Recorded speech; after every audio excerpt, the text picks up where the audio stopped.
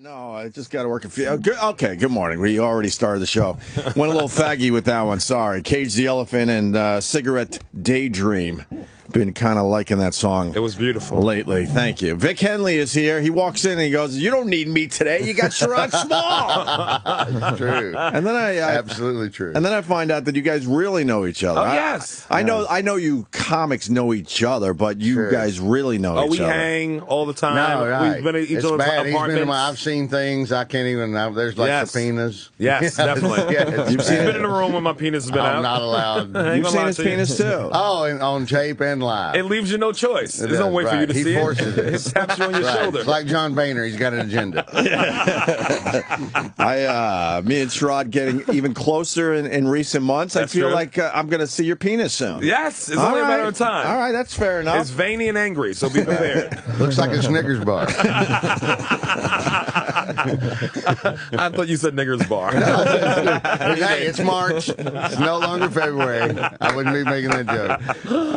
I'd be honored to see your penis now that we're getting closer. Right. Nice. It's just a weird fucking thing that happens with you guys. Between friends, between buddies. Right. I was just going for a smoke. I knew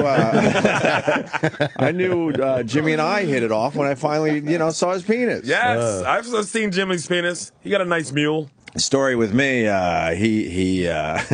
he gets this woman. I'll say woman from back in the day. No, she actually was a woman. Oh, was she? No, I'm sure. But This was pre-op. But I'll go lady in. Both or whatever. I'll go lady in quotations. Okay. She took a bus from I think Cleveland, a local. What? She took a local just to see Jimmy. Amazing. We were doing the NEW show back in the day, and Jimmy, during commercials, took off with this fine young lady. Rumor has it he did her over a toilet in the bathroom. Fine. And then she's probably thinking, "Hey, man, I took this local from Cleveland. It took me all fucking night to get here and all day because we were doing afternoons." She's thinking maybe the weekend with Jim Norton, maybe some dinner after the show. Show ends at 7 at night. Right. And Jimmy goes, "Hey, man, I'm dropping her off at Port Authority," which is the bus stop. Right. So Right basically, right after. A nice one. So after taking the local from Cleveland, she was in town maybe 3 hours, 4 hours tops. And Jimmy's like, "You want to get something to eat, after we, drop her off at Port Authority." So now we're stuck in traffic in Times Square. And then he moves the rear view mirror on an angle and starts pointing down at his crotch so I could see him getting a blowjob in the middle of Times Square. Good friend. On the way to good. Port Authority Good friend. to drop her back off so she could take the local back to Cleveland. That's Jimmy. But That's then our Jimmy. That's when I knew me and Jimmy were, we're finally in the spot. Course. We were in the zone. No. My Norton did the same thing for me a couple of nights ago. My Norton. He's met my Norton. Your Norton? My Norton is Chuck Norton. I've known him since I was 5 years old. I've told stories about him on the show before. He's a crazy son of a bitch. Yeah, he had him up, feet towards the sky, head towards the ground. He's a crazy hillbilly idiot. And he met Sherrod and Tony Rock at the same time. They started talking wrestling. And next thing you know, Sherrod's head was down towards the ground. And Norton's only about 5'7", 5'8". He's like the Polish Hammer, that dude. Yeah, he's Ivan Putski. But I have to always, because I do the show so much, and then because I talk about Norton so much, I have to always go, no, my Norton. Right. My Norton. He is country. Yeah, he's out of his mind. Does he do comedy? No, God, no, fuck no. He barely does life. Nice. I met Tim Hudson through Vic Henley, too. Really? The whole pitching staff. He had the whole pitching staff for the Atlanta Braves come to the show. Kimbrell's from Alabama, and Hudson went to Auburn. See, so there's a double on the Braves. But then I get a message from him going, "Hey, look who I'm hanging with." I'm like, "What the fuck are you doing?" It was like, how the fuck do you know the Henleys? Well, Vic comes on and he tells these stories, and I don't believe him. Oh, it's so true. But then he backs up everything. And now at this point, I think I got to start believing that you know Charles Barkley and all these other. He knows. He totally knows. It's crazy, but true. He told. I remember a good guy like 19 years ago. The All-Star game was here, not the most recent one from like a long time ago. At the Garden. And he's there, and I knew he was going the night before, and we were talking to a bunch of people. And Tracy McGrady got like a one hop off the back. They did the old Harlem Globetrotters. Two of them topped it, bang bang, and tipped it twice, and then the third guy comes in and slams it. Dunks. And I knew he was there, and I called him. I was like, "Oh my fucking God!" And he answered the phone. That's He's right. like, "Tracy McGrady, motherfucker!" In the middle of the Garden. And I'm like, "Oh man!" So how do you guys know each other? Comedy. But yeah. I mean, he helped you, Sherrod? Definitely. Back in the day? Yeah, William Stevenson hates everybody, and William liked him and Tony Rock. Is how When it we first all started out. They took us under their wing. Yeah. William Stevenson was at the comic strip, and that's cool. William hates everybody. And I came in one night, and he goes, "Hey, have you met Sherrod and Tony Rock?" And I'm like, "No." And he's like, "These really?" And I'm like, "You're recommending somebody out of the clear blue for no fucking reason at all?" And he went, "Yeah." I'm like, "What if you had your 2 Heinekens tonight?" You're all, because William's pretty straight and never has no kindness in his heart at all. Has not 1 ounce of goodness, and unsolicited introduced me to this. God, that's kind of cool. Piece of shit who I've been stuck with. I was trying to figure out who to do the show with today because you got Jimmy down in Tampa doing the big Mike Colta show. Who's he down there with? Bobby and Bobby and Artie Lang. And Artie Lang. And I think the show's tomorrow night. That's almost as good as what we're doing here today. Almost. That's almost. And I just figured you guys would, kind of get along and have a little chemistry. I didn't know that you guys really knew each other. Back. I've seen his dick in my house. Yes. That's how, not only have I seen his dick, I've seen his dick in my house. Strong. Not in an accidental pee situation either. No, it was all purpose. That's right. It's before I had the cameras up.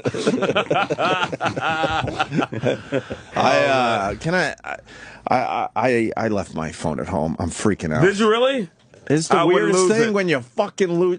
I would lose my mind. I didn't bring mine on purpose. Huh? The last time I was on here, everybody gave me a bunch of shit because I didn't have it with me, and then I'm like, today. So today I went, no, I'm not fucking bringing it. You're a strange man. I got it in my pocket. I'm sure I can find it. It's in my coat in the office. It's in my coat in the office. I pulled up to the building and I went, fuck, I don't have my phone in. I didn't have time to circle back and get it. I feel fucking. I know. That's why. That's the difference between. I could have been 7:15 or 7:01, and I went nope, 7:01. Right. It's the weirdest thing. It's the weirdest thing. It's the weirdest feeling. Talk to? Both of y'all suck. Well, no, it just shows you're kind of addicted to your phone. We all are, because you're right. I don't need it. No, right. But after I read 3 papers, I try to go through 3 papers before the show. Quick, just nonsense, headline reading, and maybe the first paragraph. I'm not like, I shouldn't brag too much. And then after that, I just kind of start scrolling on my phone because I'm ready. I've done all that, and then I'm just using it for nonsense. So now I'm just wandering around having conversations with people. It's the worst thing. What the fuck is a conversation in this day and age? It's called humanity. Yeah. Sorry to make you talk. I agree with you. Why the fuck would you want to talk to anybody? Because your phone is more than your phone. Right. Even when you don't want to talk to people and you ain't even doing shit with your phone, you can use that to get people out of your face. Be like, God. Oh, yes. That's why people stop talking on the phone. That's why texting. That's why texting became popular. I will no longer talk on the device that was created for me to talk on. I have no time for you. Even the white headphones. Text time. White headphones are like they're always on. If they're in your ear, they're white. People they assume that they're already turned on. Right. There was a fan in my gym that would just bother me every single time I was there. So I started wearing headphones that weren't attached to anything. Right. I just would put it in my pocket. Not true. The best thing. And then I'd walk by and give him the big hi, what's up, and then I was able to move on without that small talk every fucking day. It's like security. Went to the gym. Right. Every time he's on stage, I do that. The whole audience does that. The entire audience. See, he always owes my joke. He does a better joke. I try to poop on him. I cannot poop on him. I enjoyed the poop. Because conversations in this day and age are stupid. Every once in a while, you get into a good conversation with somebody. It's rare. Most of them are nonsense. Vic Henley said it. We don't call people on our phones anymore because you realize that was just a waste of time. When you wanted to ask one lousy question, it would take, a 5-10 minute conversation. Now you can just text it. Yes, much easier. I can't. Well, texting is the best part of my phone. Right. I like it more than email. I like it more than being able to make a phone call, pictures. Yeah, and don't you find it weird when you hear a phone ring just around you? You're like, oh, that's weird. Well, like, what kind of animal is going to have their phone Well, on? one of your first thoughts is, are they going to take that? Yeah, because you assume everybody's like us. They're like, oh, this motherfucker's phone actually rang. He's going to answer. My phone rarely rings, and when it does, I'm like, I let it ring, and then I write back, what do you need? I do, though. Yes. So much easier that way. I hate talking to people. Same thing. To settle down and have a conversation with somebody. A couple weeks ago on a Saturday, I went, who's calling me from New Jersey? Right. Yes. Because it was an unidentified 201, and I never answer. Nothing gets me angrier than a phone number that I don't recognize. Right, that's what I meant. Who's calling me from New Jersey? I'm like, who the fuck? And you feel like you got to answer. And then I did. Every time you get tricked, you're like, of course you don't answer this. Yeah. It's nonsense. And you always say, why the fuck did I answer this? How was Red Eye last night, Sherrod? It was amazing. Hosted Red Eye, Fox News. Yeah. I got it on DVR. That's way better than him. It was great. Yeah, because Greg does yeah, what's no, on the I've show. done it. Yeah, I've done it. I know. He's changing. He's not on Red Eye anymore. Oh, really? Yeah. He's got a new. You're the only black time. man at Fox? I've always been the only black man at Fox. I knew that, but that's great though. That's good. But I bet it was fun, right? Oh, it was so much fun. That's incredibly Jedediah brave. Bill was on it too. Y'all need to bring Jedediah on the show. You would love her. No problem. Always looking for new people. Oh, you would love her. She's never been on, so. Oh, he brought Ann Coulter. Oh yeah, I brought Ann Coulter everywhere. You know, he brought Ann Coulter to the basement at the comic strip. Smoke pot. You and Ann Coulter smoked. I'm hood, man. I'm everybody's hood. Several times. I like to know that she smokes pot. Yeah, I have a bad influence on Ann Coulter, nigga. She'll lie and say it's a contact high, but it's nice. different. It's Yeah, different. she's cool people, No, man. She she's came to fine. many of my She's totally shows. fine. And I don't line up politically with her too much, but Neither do I. We don't either, but she said that we were shitting on her relentlessly, and she goes, it's pro wrestling. I'm a villain. She basically said, I'm full of shit to me and him. A theater act. You could really, she really did. You could really learn a lot from those wrestlers. Hey? Yeah, you know what I mean? You really can. I agree. But she does great radio when she comes in here. She's very likable. But he can't walk in. Well, I mean, go out drinking. And after Robert Klein yesterday, we might have to get a right winger in here soon. To balance it out. Boy, were they mad yesterday on Twitter. They were so angry. I don't know, man. It's like, can't you Shut this liberal son of a bitch. just listen to the other side one day. Who cares? Yes. I mean, my thing is I do try to just balance it out. I try. I've gotten people. He I've was been a on bit here left saying, yesterday. If 1 ounce of anybody goes anywhere, all of a sudden you have the haters. It gets a stream of It's like just conscious. relax and hear stuff. I try to. Was Klein funny, or was he just? Yeah, he was funny. I thought he was hilarious. He's always Robert Klein. He should be pretty good. And then at the end of the show, he goes to me, "Hey, man, you barely said anything today." I'm like, "You son of a bitch! You interrupted everyone for 2 straight hours." Yeah, he was yapping. He yapped. He was a yapper. He went to Yale. But he was great. I'm not trashing him. No, he went to Yale. I feel like we know him now, so we can give him a little bit of a beating. He was very entertaining. I brought up two, Burt Reynolds references to him when I first met him. We were doing some bullshit thing where we had to do some interstitials between some comedy show that he was on and I was on. And then, but I referenced his acting. I'm like, a lot of people don't think, when you got snubbed for Best Supporting Actor and, Smokey and the Bandit, and he's like, ooh. It lit him up. Yeah, totally. I brought up, I go, Hal Needham was probably your greatest director because he... He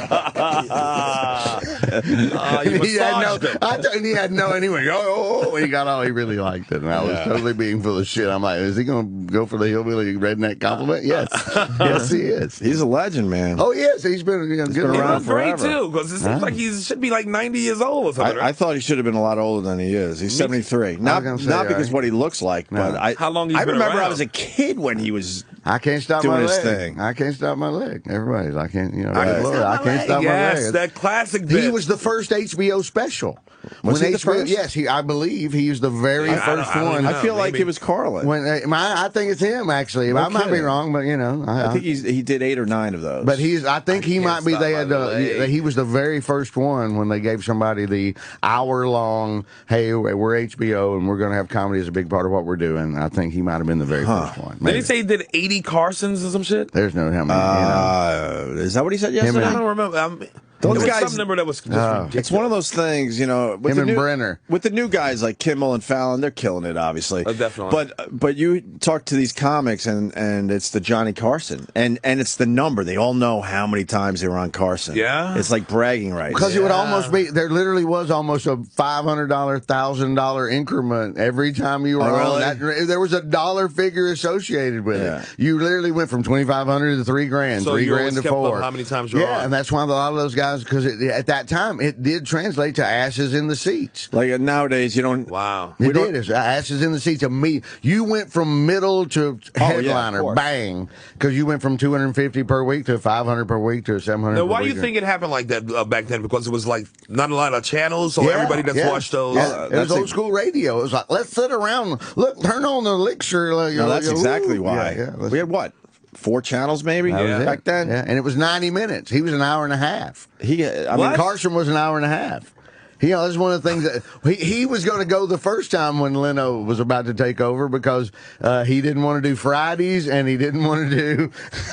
Sorry, he didn't want to do Fridays. And he didn't want to do 90 minutes. He wanted to shorten it to 60, and otherwise he would have retired the first time. We would have got Leno even sooner.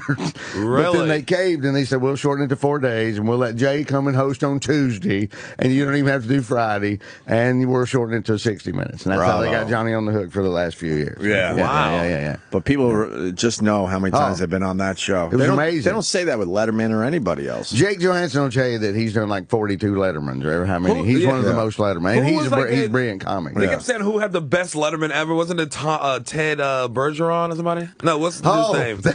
What's the dude? Eddie Bergeron, who died. He died? He died. He's dead. Oh, God bless his soul. He was an old Boston dude. But everybody, every way he went, he'd be like, he had the best Carson ever. Carson or Letterman? It was Carson. I think it was Carson, maybe. Best Carson set of all time. As far Teddy Bergeron. As far as comics go? Yeah. All the Boston guys, it was one of the legendary. Yeah, legendary. He fucking killed it. And they feel like he had the best set. And came over to the couch, like Johnny brought him over. Stephen Wright. Stephen Wright asked him to come back in 10 days. Really? Stephen Wright did it, and Carson went, "Can you come back next week?" And he was the first guy that went, "What the fuck?" He was the first guy that went from Boston and opened it up for all the rest of his pals over there. And became an overnight sensation. Bergeron was Boston. Stephen Wright, Boston guy. One fucking set on Johnny Carson, and the next day you're a superstar. Period.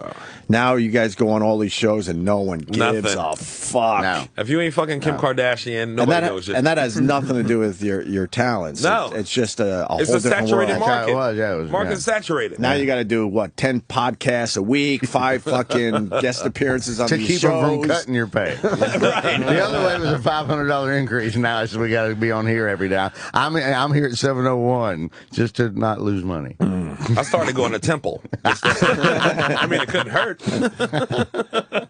Let's see. All right, let's go to Travis in North Carolina. Travis, what's up? Good morning, guys. Good morning. Opie, man, great show. You guys are really kind of rounding back into form. Yeah. Thank you, buddy. Yeah, man. There's a story coming out of Raleigh, Fraternity. So they're the new witches, I guess. You know, everybody's going to chase them down. But somebody found some frat bros pledge book in a restaurant, and it's full of dirty jokes, typical things men say to each other when they're around each other. Right. And the fraternity is now suspended. Yeah, I said it. Jokes.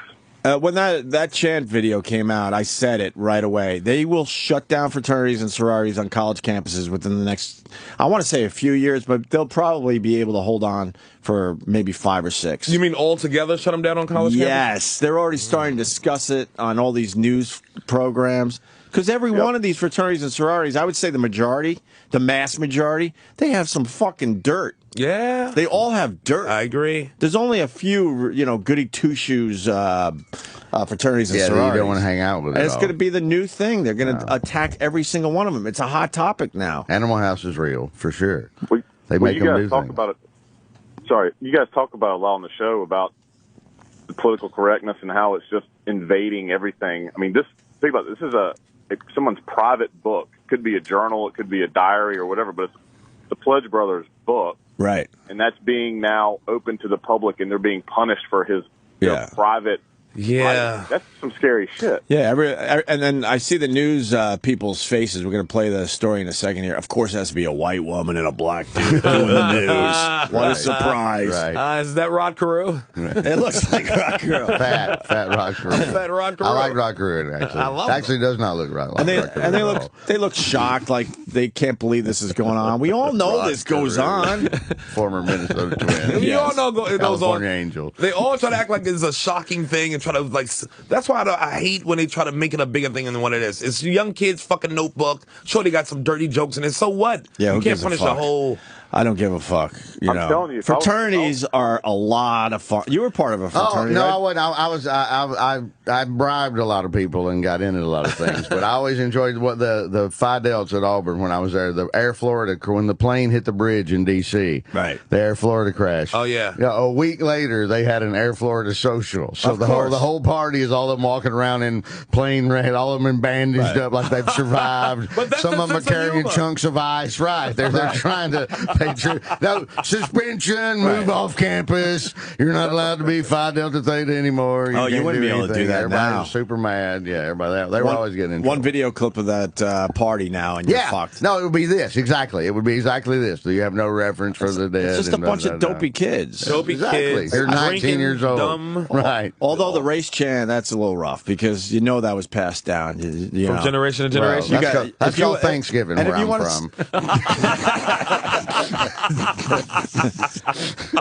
Hey, you know the mistake they made. If you want to sing, hold on one second. I'll get back to you, buddy.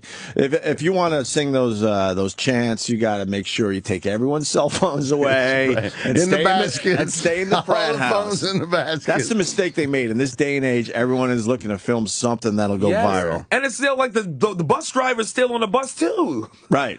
What the fuck are y'all doing? Phones in the basket. Phones in the basket. Most likely a black driver just sitting up there fucking sulking. Who didn't give a shit? Right. Who's mad? He's mad. There's a big tip coming. He's going to get tipped heavily, so he's on the fence about it. He's mad and happy at the same time. Sorry, Travis. Continue.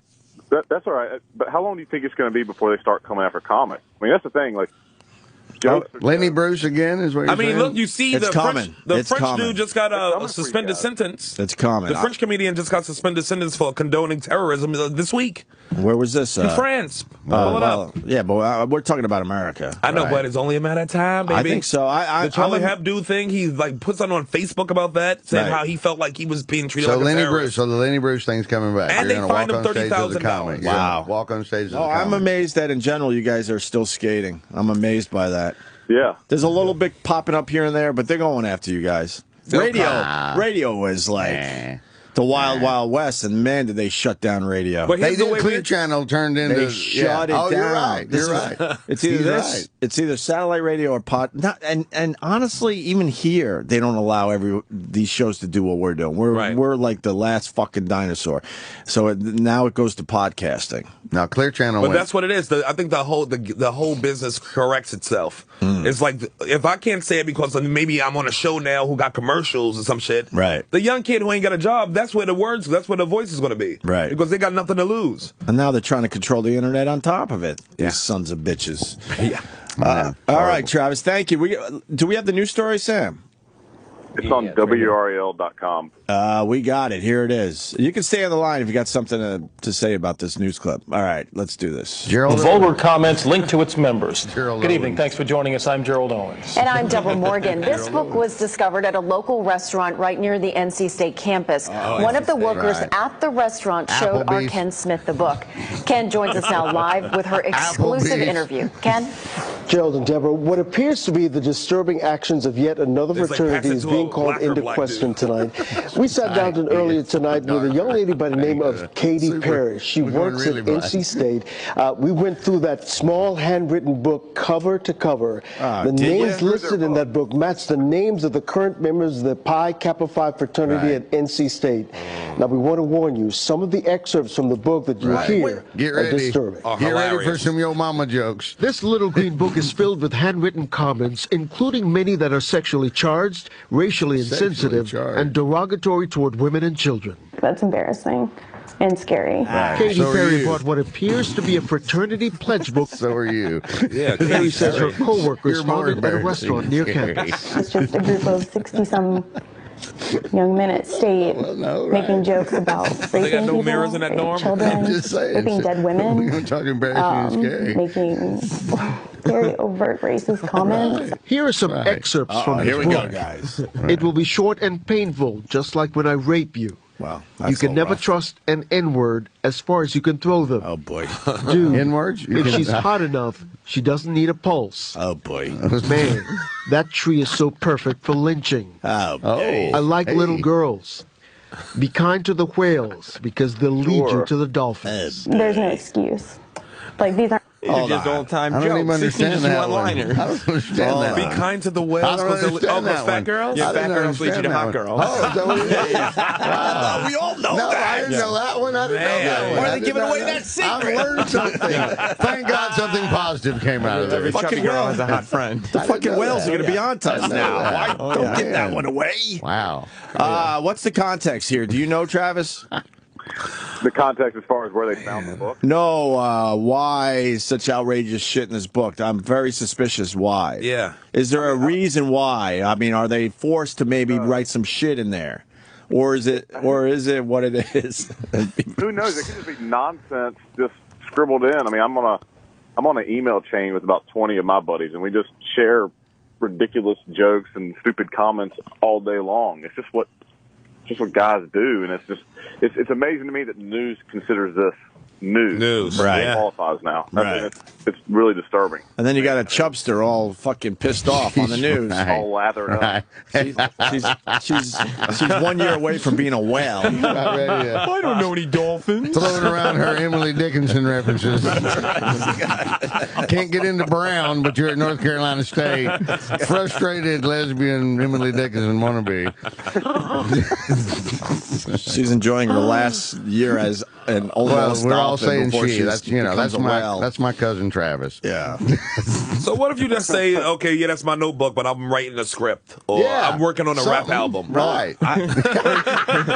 Why? But pledging is really strange, so I don't know if the brothers are forcing them to say some this. outrageous shit, or is it Plus they just this are. one guy's thoughts on things, trying to be funny, Or maybe you could trying to just be say, outrageous. It's my horrible shit notebook. I write down horrible shit in it. Right. That way I don't go out and That's murder why it's people. horrible to get the voices out of my head. You didn't on look at the paper. cover. You snapped. Say, quit rushing to judgment. If it clearly says my horrible shit Right. I notebook agree. right It's on the horrible front. shit. That's why I These have are the this- thoughts that I don't act on. Right. It has a frowny face right on the front. It has a frowny face. This is like this guy's diary or something. You know what I mean? Like his private. Maybe Well- it turns out this is like a private journal or something. And clearly a line's been crossed, but you'll never hear about that. Well, they suspended the fraternity immediately. Well, I think it's like an interim suspension, so it's kind of a slap on the wrist type thing. It Right. sounds like to me, but it's still the principle behind it is. I mean, that's the witch hunt now. Right. If Yeah. you're in a fraternity, you better keep your shit buttoned up. Well, Well, It's coming. if you're in a fraternity, you got a whole other set of issues. attention, all frats and sororities. Hide your shit. Yeah, They're right. coming for you. Once you buy into Rent a Friend. It's a hot topic right now, though. So every news Yeah, channel but, in America is I don't looking care. at the frats Whatever. and the Good. sororities very close to them to try to dig up some shit. Let me tell you something. Were you in a frat? Black You were in frats and Yeah. sororities are just as racist. Thank you. Yeah. I've Don't said think that. that they're not saying God, racist shit. Thank totally. you. Absolutely. All day. And the stupid shit too, and the hazing and the And plus- weird. but They yeah. brand each other with fucking branding No kidding. irons in the Yeah. black fraternity I world. see those guys in the NFL. Alpha- Shaquille's Alpha got a Kappa Q Alphas. dog. Yeah. Shaquille's Oh, yeah, got a Shaquille. Q dog. Shaq's He's a got Q one. dog. Right. It's a fucking branding iron. They brand cattle with in a goddamn black and white Clint Eastwood movie. No, right. Here's the difference, and I truly believe this. The media is not going to go search out a black fraternity and the shit they're doing wrong. Not yet. Well, you know. When They'll go there when this story eventually? gets big enough, somebody's going to be like this. If you think it stops Well, there, it doesn't. I doubt it. Well, man. they accidentally I doubt killed it. they killed the band member. That was Oh, almost yeah, just as Florida. bad. Right. That's almost just as bad. But same kind of thing. There's a crazy underworld where the black people are doing the same Beaten stupid the shit. shit out of each other. Black people are smart enough not to carry their horrible shit notebooks when they go to restaurants. They don't leave them behind. That's the only It one. just stays on their person. It's in tattoo form. That's why we get so many tattoos. It's a secret code. It's a code. They got it memorized already. They don't need the book You got anymore. a Q dog up, times Kill Kappa Whitey is tattooed on the chest. You don't need a reminder to kill Whitey. That's an easy one. Present. That's an easy one. Burned into the brain. You don't even need to know. You just right. It's right there. Let's get back to the news story here. Oh, man. I want to see if they explain this further. Oh, sorry. Aren't children. These are adults. They're my age. They're saying this. They know what they're doing. After seeing the book, we called the fraternity on campus and left a message letting them know we had seen the book. When we didn't for hear you. back from them, we went to the Pi Kappa Phi house on NC State's Fraternity Road. He knocked several times but got no answer, even though we saw people walking around inside. Based on what I'm seeing, they're sitting in the living room, and then all of a sudden they saw me, and they why all would they made talk to you? a beeline for the back room. The devil. Hey guys, the devil has just shown up at your front door. When you answer the door, who doesn't know the media is the devil? 60-minute. Mike Wallace is out front. Who wants to go talk to him? Yeah, I love how they're always surprised. Hey, Ralph Nader's out front. Who wants to go talk to him? Newscaster wants to talk to a 20-year-old frat guy. I don't see how this could go wrong for us guys. Yeah, this guy's surprised they're not answering the door. Bobby, put down the 3-foot bong and go to the door. There's a narc at the door. Somebody want to answer that? Or What the kids are? Oh, the media's outside. I bet you they're going to give us money. oh, good. Somebody here to tell our side of the story. Finally. Finally. Yeah. Go Pack. You're the devil. We all know it. Banging on the. Stop banging on our fucking There door. like appears to be 5-0, like someone he's the cop. inside walking around, not in. There appears to be someone. We went to the right. We went to the house of the mother whose child was tragically run over today. We don't understand why she wouldn't We're answer the door. Give us a surprised, couple minutes. We don't. She was in tears. We don't understand. Right. For some reason, she did not answer the door when we knocked. Go fuck yourselves. Terrible. Fucking devil. Continue. A short time later, someone inside completely closed the curtains. Then we saw several young men leaving the house and driving away. Perry hopes what's in this little green book should be a wake-up call to the NC State campus community. I hope other fraternities are disgusted. I hope that if they do have any of these sorts of things going on in theirs, that they'll realize that whether they want to or not, that they should change, that they shouldn't promote this kind of behavior. Well, a short time ago, we checked the fraternity's website again, and now all the pictures and names of the current members Keep going. protected NC State and the fraternity's national headquarters in Charlotte this evening. No comment yet from either of them. Deborah. Ken Smith in our newsroom. Thank you. In our newsroom. Right. He's 3 In our feet away. newsroom. Yeah, He's shut 3 up. feet away. He's 3 feet away. On location. Deborah. No, right. He's as close to them as Sam is to me right now. No, Sam's in our newsroom. It'd be like Sam. No, same thing. Right. His voice is being picked up in their microphones. Sam's, in space. What are you talking about, Vic? Sam. Via satellite. Sam via satellite. Yeah. He's rotating the Earth right now. What are you talking about? He's right there. Atlas. Right. They got nothing though. This whole story is about, hey, remember that national story? Well, it hits close to home. We got some stupidness here. Wait till you hear what's in this notebook. Yes. The frats and the sororities are in deep fucking trouble. They should remake the Notebook movie with this Notebook. I can see that. Well, that's a movie I can see that. Right. She snaps out of her Alzheimer's due to racist N-word jokes from back in the day. You tell one. These are hilarious, sweetheart. Wait, Carl, it's you. Travis, thank you, buddy. Thank you, man. See ya. All right. This guy can explain what a pledge book is. Well, I think we know. Oh, it is. It's The brothers make you carry around a pledge book, and it's Exactly. things you got to do. Write You it got to down. get signatures and all sorts So of that's shit. what they're saying. This was a pledge book, or this was just a dude's book?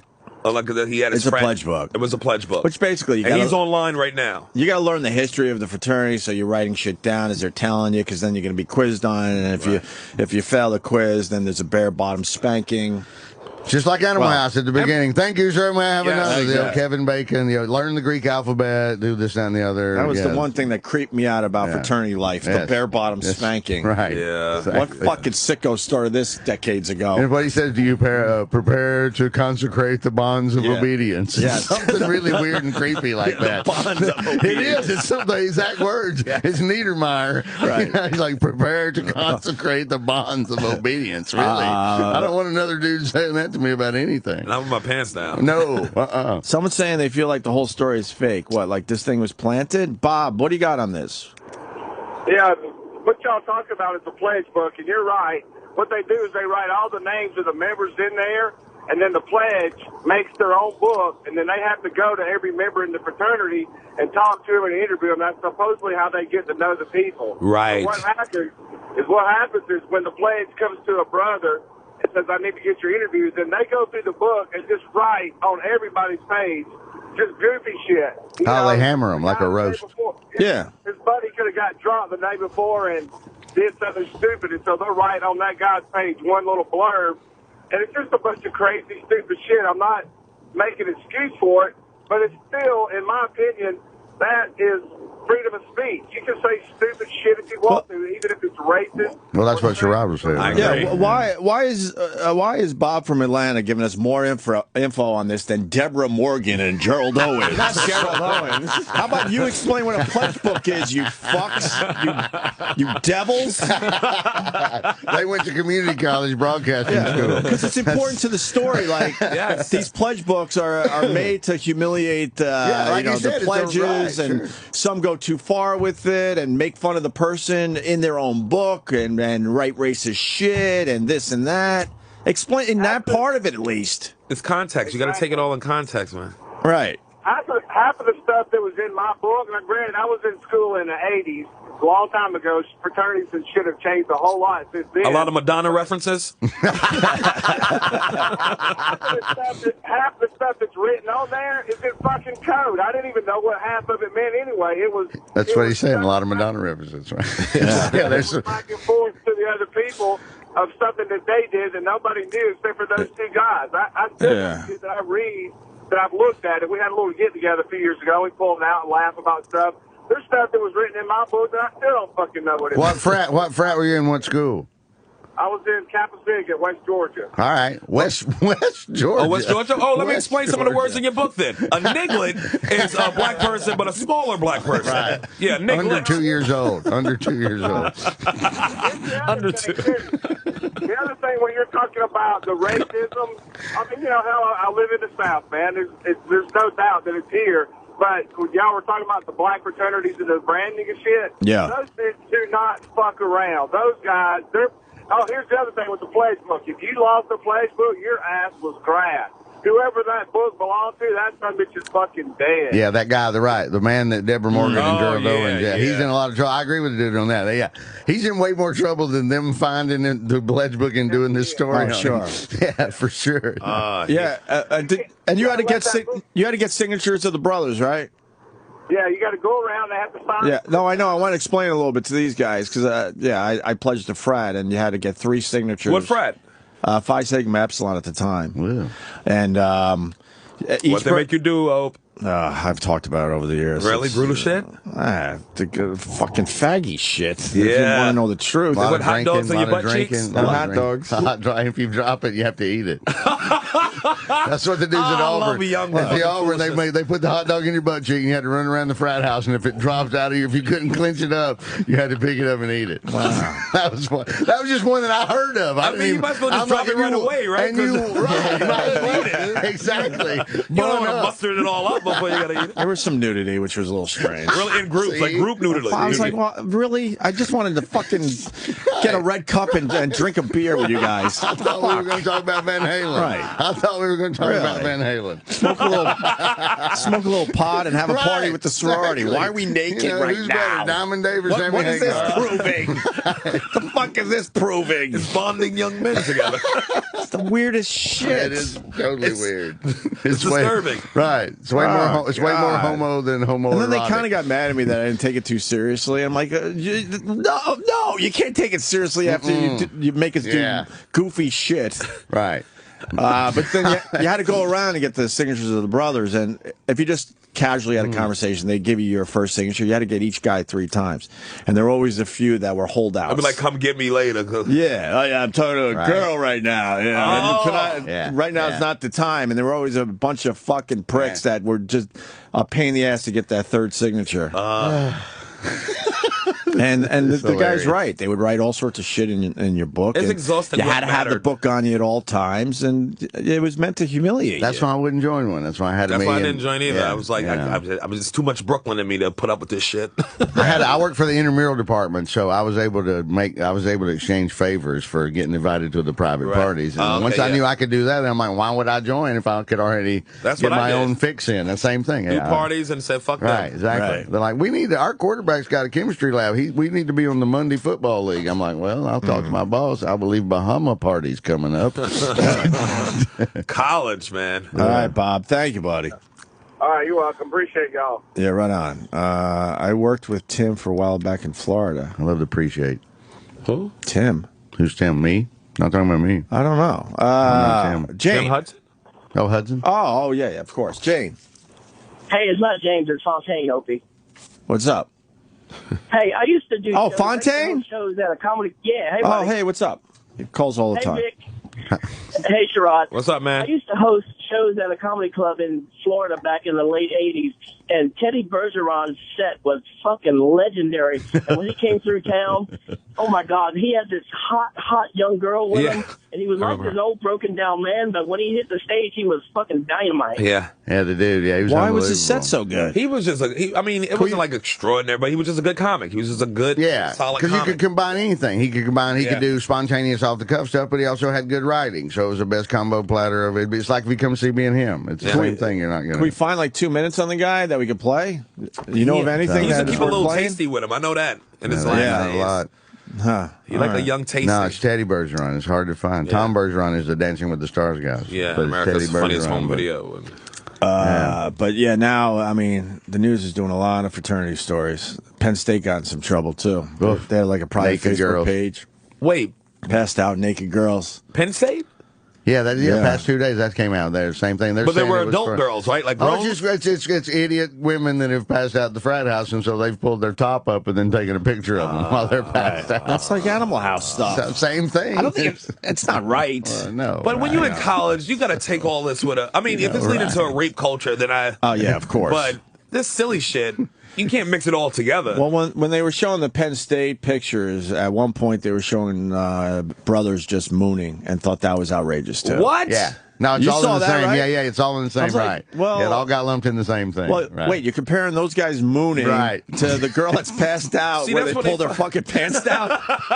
The fucking news, I'm telling you, they're devils. Well, that's then you go into that takes me back to the Randy Moss fake mooning when he played football. He only fake mooned. Remember, and he got in trouble for it. And the reason he fake mooned is because in Green Bay, they really do moon you when they whip your ass. And he was doing it was like Joe Buck and everybody got mad. I've got children. I've got children. That's when everybody's Don't make them use their imagination to see your black ass. Right. I've got kids. Well, all right. Let me say hi to Sean in Alabama. Sean. Opie, what's going on? How you doing? We're doing good today, Sean. You brought up goofy shit, and I would like you to define goofy shit, because if memory serves, you put marshmallows in your ass.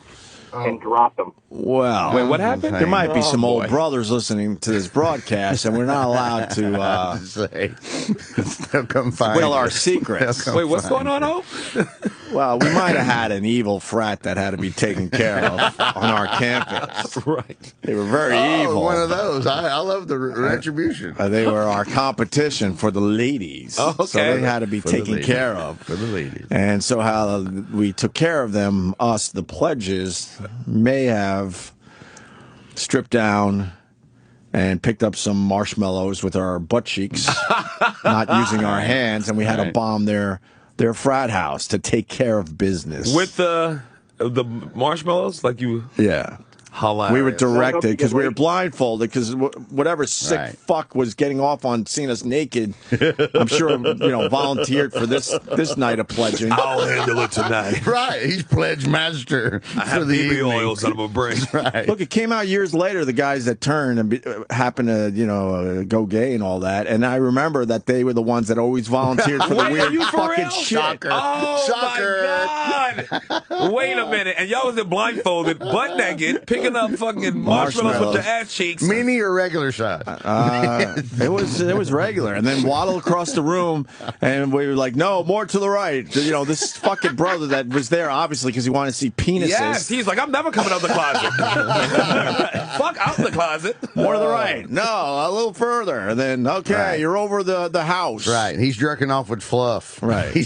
I'm sitting there like, I really just want to fucking drink a fucking beer out of a red cup. Right. I thought I was going to get a Miller Lite and a Solo cup out of this. People? And this is a true story. I said this isn't for me. I said, fuck, this is crazy. I don't want to do this shit. I thought we were just going to socialize a little bit. I'm 18 years old. What the fuck? I'm away from home for the first time. You could pick up a lot of marshmallows back then, too, couldn't you? It was a young, firm, butt cheek grabbing ass. It was my asshole was brand new still. We called him the Claw. We used to call him the Claw. Stuffed animals were nothing. Fucking brand new asshole. You could get a lot done with that. Fresh out the box. So I told the guys, like, I don't. This isn't for me. And then two brothers actually came to my dorm room. I'll never forget it. And they basically, in a very nice way, said, you don't want to fucking quit. Right. And then hinted that your life will be a living hell on this campus. And I remember the other guys that did quit. Dude, this is back in the day with fraternities when you think they're right. You think they're serious now? Right. They were fucking serious. When man. you drop line, when you dropped the line, and they basically were nice about the well, you probably should reconsider. And then I remember other guys that said, nope, I don't want to do this. They were basically chased off campus and left school. Yeah, that's why I went to Auburn, because Auburn wasn't that way. Alabama was that way. Yeah. You had to go in the frat. Like at Auburn, if you weren't in the fraternity, if there was a football game on Saturday and they had a band playing, everybody was welcome at the band party, whether you were in the frat or not. Right. But some campuses are totally Greek, and if you're not involved in the Greek, then fuck you, get out of here. You're in a lot of trouble. Another one, and I could say this because I don't think they do it anymore, but you'd show up at the house for just a normal night of pledging. Next thing you know, they just casually start getting you fucked up. Like, hey, man, tonight's party night. And get you fucked up. Right. Drinking, like smoking, whatever you wanted was in this fucking house back in the day. And then all of a sudden, you're thinking, oh, this is the greatest night of my life. I don't have to worry about pledging and all the horse shit. No. Then they blindfolded you. Yeah. Right. And threw you in cars. You could barely stand at this point. You know this, right? This is one that they're going to be taken somewhere. This is one that most fraternities used to do, and probably only a handful still do. And then, if they didn't like you, they dropped you off, like, really far away from the fucking frat house. If they kind of liked you, it was a couple towns over. Right. They took your wallet, money, everything. Keys. Only an hour away if they kind of liked you. Right. And all of a sudden, like, they walk you. It was the middle of fucking winter, I remember, too. They walk you in the middle of a field. And I went to Geneseo, so it was all farmland around this area. And then they're like, don't fucking take the blindfold off for, until you count to 100. And then I was the dope in my fucking group because they gave you like two other guys. I'm like, there's no fucking way they're still here. This is ridiculous. So after like 20, we take off the blindfold, and there they are, screaming at us, back in the car. So now, because we took the blindfold off, now we're going further. Of course. Going further away. Rochester. Now it's going to be Syracuse. Now it's Rochester, motherfucker. Now you're scared. You're like, fuck. And then they took us further, and then we did it right. We counted to 100, and we took the blindfolds off. And in the middle of the winter, fucking freezing our asses off. Now we're looking all around. No cars in sight because, like I said, farmland. And we're in the middle of one of these farms. And you're looking at lights in the horizon going, that might be Geneseo. We could start walking that way, I guess. Right. And then the brothers would hang out at the in-between, which has closed down, and would wait for the brothers to return. And then it would be a big party and celebration, like, you did it, you made it, here's another fucking drink. But there were always guys that they really hated, that they really took for a real ride. They didn't hate me too much because I was probably in the middle. Right. Not loved, but not hated, kind of in the middle. Good God, Because we were only about, I think we were only about 10, 15 miles away from campus. But they actually, and this is a true story, would bring guys all the way to Buffalo and across the border to Canada without any fucking... No, they would, in Auburn, they would take people. Columbus, Georgia was just over the border, so they'd lose. You get the hour from Central Time to Eastern Time. Right. So it was about an hour away. It was the same thing. But you didn't, if you took, they'd take them to a trailer park. And then the pledge master would be the one sweating, because then we're all running back into the in-between. It's like, who's left? And it would be like 4 or 5 guys left, like, they'll make it before closing. And then the bar closes. We'll do after hours and wait for them. Next thing you know, everyone is passing out, and these guys are still not home. Yeah, there's still like two dudes. And it was legendary. They would show up like noon the next day. There's still like 2 dudes. I'm surprised more people don't die. You know. Well, that's what, I'm sure there's probably some stories where somebody wandered off a cliff. There's some frat hazing where they took them to a national park and then they're all back at the campsite and then some jackass wandered off a cliff with his blindfold on. That's totally happened, I'm sure. My old fraternity, like 2 weeks ago, big story up in Western New York. They dragged I didn't want to say this part of it, but too late now. They dragged a girl out of the house. She had alcohol poisoning. Ugh. And then they brought up the fact that a guy, one of the brothers, died last year in the house. They found him on the couch, dead. In the fraternity house that I know very well. And did he have a dick drawn on his face? those fucking kids. These fucking kids. And it turned out crazy. Turned out to be some drugs in his system too. So surprised. Really sad fucking story. Wow. Yeah, it was nuts. No, all that shit's crazy. All that, everybody, But that's just life, Everybody's not expected to be 30 years old or to live that long. Some motherfucker's going to die in some of these hazing accidents.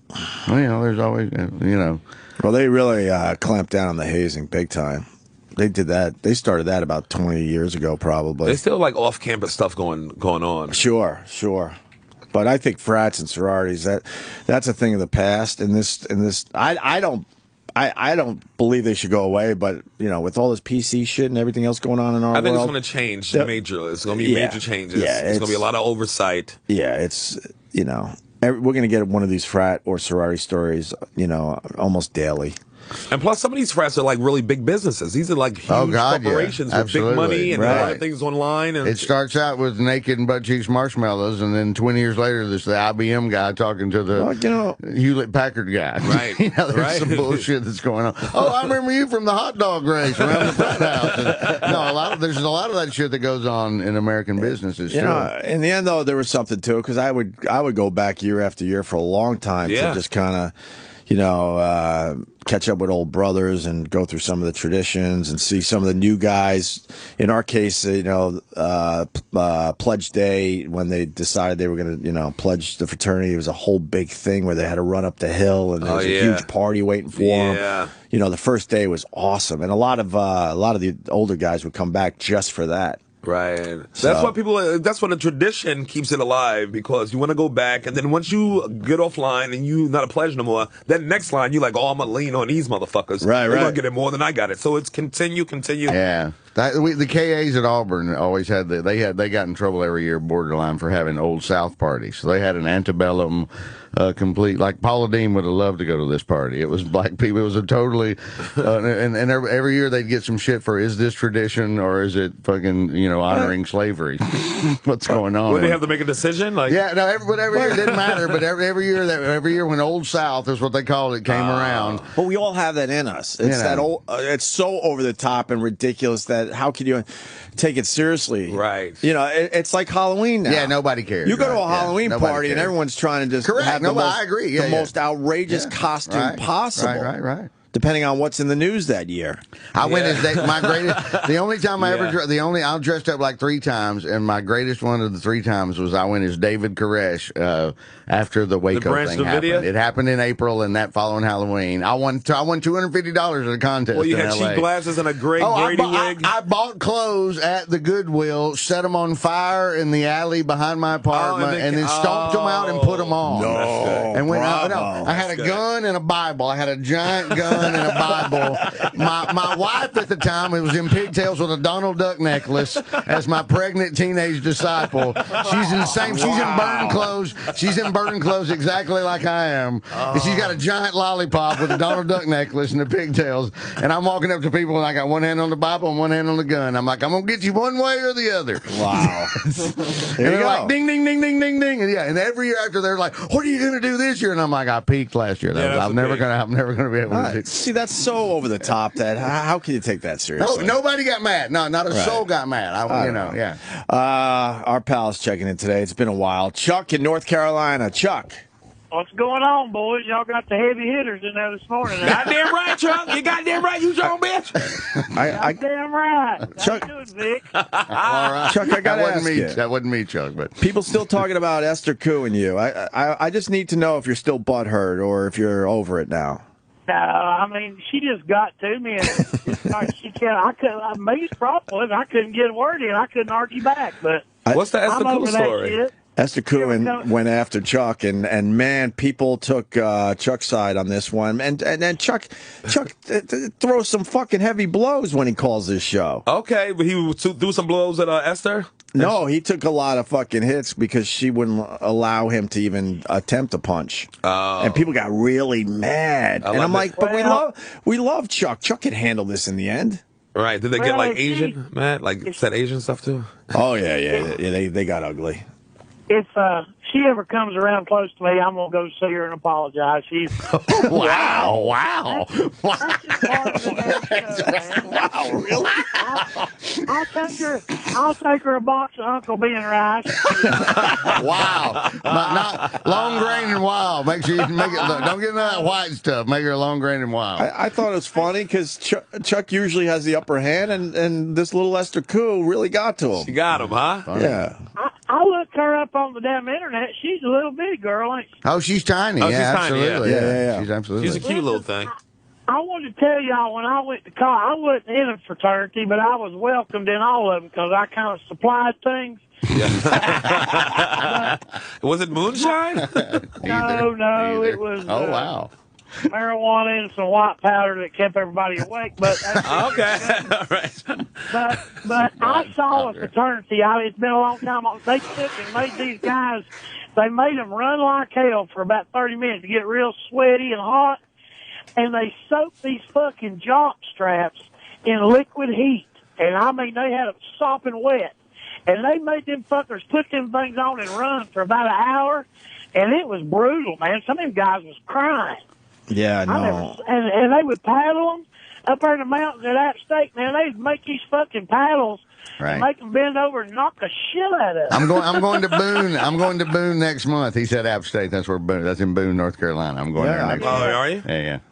I thought our pledging was pretty impressive, but I've heard of other fraternities over the years. It's no fucking joke, man. It's scary as shit. It's insane. I hear like kids, like some of the boys can't even sit down in class because their ass is whelped and blistered. I remember walking up to the frat house. It was always like 9, 10 o'clock at night. You had a pledge meeting.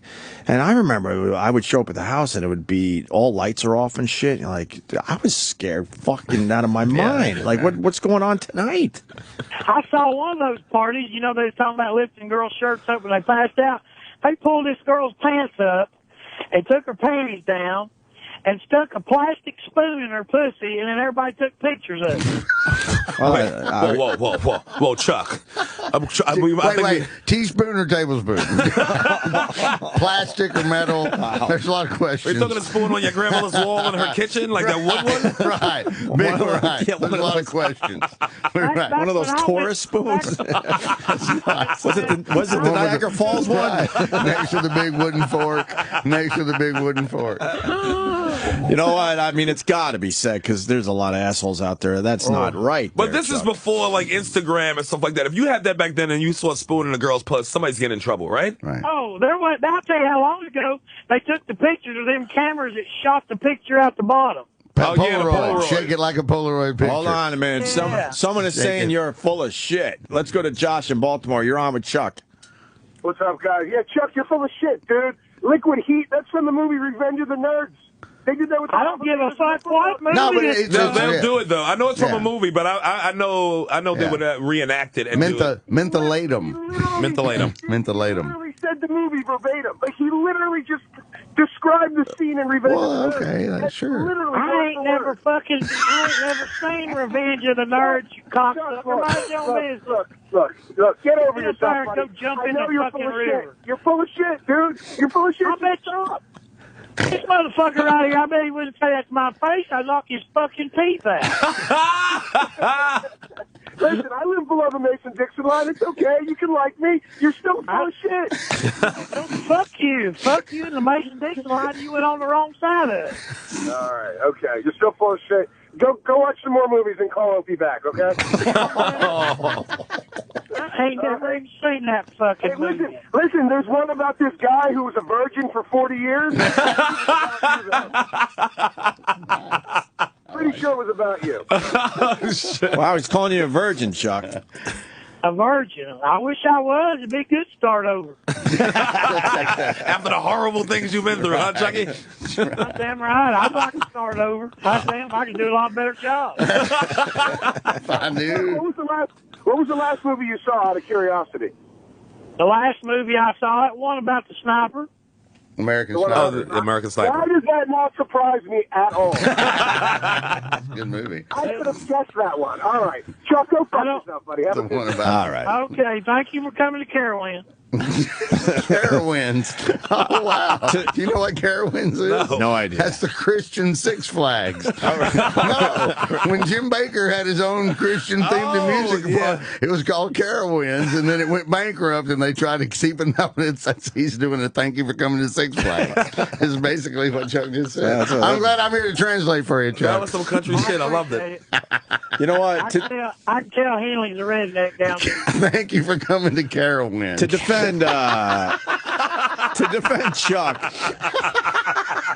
I just can't believe he said thank you A lot for of coming these, to a lot of these Carowinds. frats would get some of their stuff from movies. So you know. Yes, they'll take it from movies and a reenact it. lot of people bid off Animal House Animal for House. their fraternities and School sororities. days. Yeah, name a few others. Right. Revenge of the Nerds. Totally. For the PU. people that are a little younger than me. Great. Yeah. So I don't know why I'd come in and fucking lie about it. I ain't never seen that. It's a standard. It's a standard. I've seen Animal House, but I ain't never seen Revenge of the Nerds. I don't watch a lot of movies. You should check it out. The It's a Black great Dude movie. Lamar is great. Yeah, it's a great movie, Chuck. That limp wrist. Classic. remember the limp wrist? Robert Carradine. Robert Carradine. Booger. What was that? What is the? What do you call that? Fucking javelin? the javelin. Javelin. The They limp javelin. The They made limp it feminine for him and bounced. Where he could throw it extra further. Wait a minute, mate. Wait, I might have seen you talking about the guy picked his nose and ate them boogers. Yeah, That's Booger. That's I Booger. might have seen that fucking. You thought it was a documentary, didn't you, son of a bitch? I remember that guy picking his nose. He'd look at it like hell, and then he'd eat it. Yeah. Well, you got to look at it before you eat it. He's a lawyer now, right? And he's like an entertainment lawyer, Booger? He's the co-host of Revenge of that nerd show they have that's on right. TBS. Yeah, that's he right. is actually, Yeah. I think him and Robert Carradine are the co-hosts of that movie. But think about this. That was the movie with hair pie, right? They set up the cameras. Yes. Yes. Yes. The news would have a field day Oh, my with God. that. They'd all be in prison. But that was a Hollywood movie that we all saw and laughed our asses off and never even thought twice that could be bad. Porky's, same thing. Right. But they put set a up hole in the they set up shower. the cameras and then, was it cameras? Yes. In the sorority house? Yeah. And all of a sudden it was the Asian dude going, absolutely. we got hair pie or whatever. We said, absolutely, yes. We have Bush. We've got Bush. We've got Did Bush. they say hair pie, though? They said hair pie and Bush. Yeah, the I think Booger yelled, "We got Bush." Yeah, the famous line is, and "We then, got Bush." Right? Yeah, and then I think the Asian guy was going, hair pie. Can you find that? Sexy American girlfriend. Yeah, if you did that now, even if we looked at it like, hey, that's what young boys do. You They're didn't young even think boys. twice about Porky's. That's prison. Like you said. That's what I'm saying. That's prison now. That's exactly. That's wait a minute. Porky's, the teacher's getting banged, and Porky's, he put his dick through the hole in the shower. Yeah, and the teacher grabbed his dick. And the news was, weren't on it going, holy fuck, can you believe what Hollywood's getting away with? We have separation between reality and fucking fantasy. And crazy kids with their hijinks. You got it or no? Them sororities nowadays, they got shit on that spring break that goes on. That shit's off the hook, man. Them some bitches, that's crazy. Yeah. Hold on, let me play this for everybody. We got it's a quick one. Sam can find it. This is bullshit. I want Bush. Pan down. got Bush. We've got Bush. Help, hi.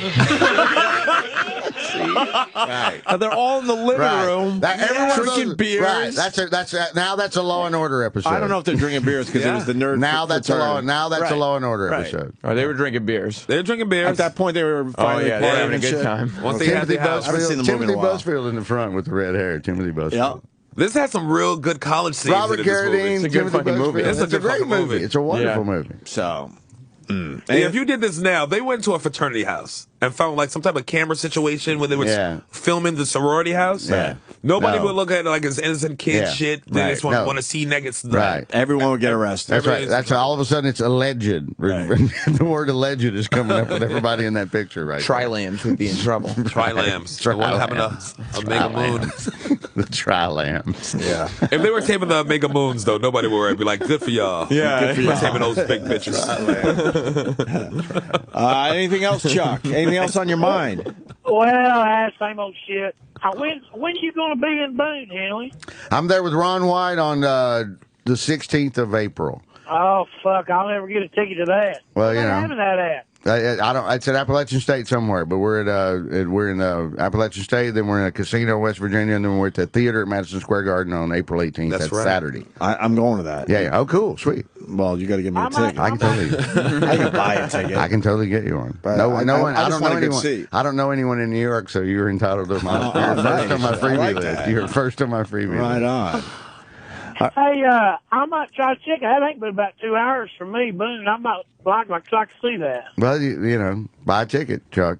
I'll buy a ticket. Come to the show. Come to the show. Wait till it's over and walk towards the front and come say hello. But you got to be our ambassador and meet this guy. So I'm saying, wait no till one it's knows over. What Chuck looks like. Wait till it's over, and whenever we always come back out to look at the house when it's empty. So wait till the show's over. You don't do a little meet and greet or anything? Ron does. There's some sort of VIP. Put Chuck on the meet and greet. If Chuck buys a ticket, I can get him backstage. All right, we'll get you on the meet and greet.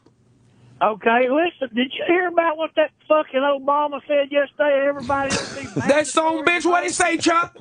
I'm going to take all my nigger money and give it to my nigger friends. That's what he said. He actually went on TV and goes, I'm taking my nigger money and giving it to my nigger friends. He has the right That's to say exactly that. what he said. He can say that. As he said. I don't see no problem with it. That'd be fucking retarded people voting and everything. Oh, you're saying the mandatory voting thing? That's what you're talking about? Yeah. Yeah. He's fucking stupid. But he said he wanted to do that, Chuck, to take the money out of politics. So you ain't never gonna fucking take the money out of politics. Chuck's right on that one. There wouldn't be no congressman. They wouldn't be no He's right. senators. Right. He's right. It's a good idea. Why would you quit a job making a couple of $1 million a year to take a job making $300,000? Right. Yeah, well, no, I'm with him on that one. Idealistically, it's a brilliant thought, but it ain't gonna fucking happen. There was this big football star from Tennessee back years ago. Peyton Manning. No. He was real good. Heath Schuler. He went to the Redskins, made big. Heath Schuler. Heath Schuler? Yeah. Well, y'all said it, I didn't. But that motherfucker, he ran for Congress over in Western North Carolina. Yes, he did. And promised these people all this shit. Yep. They flooded a town and made a lake for power, and they cut off their graveyards. Anyway, he said he's going to make good on the road to the graveyard and all that. Got up there 4 years. He got him a check for like $300 a piece. He's a cocksucker.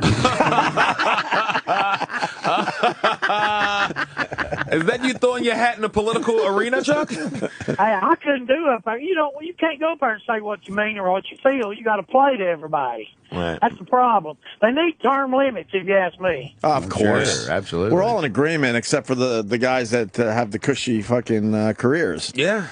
We all want. You got to get them out. Don't both sides want term limits for the most part? No. They say they do. They say they do before they get in, just like Bloomberg. No, I mean, the right. No, right. I mean the right and the left.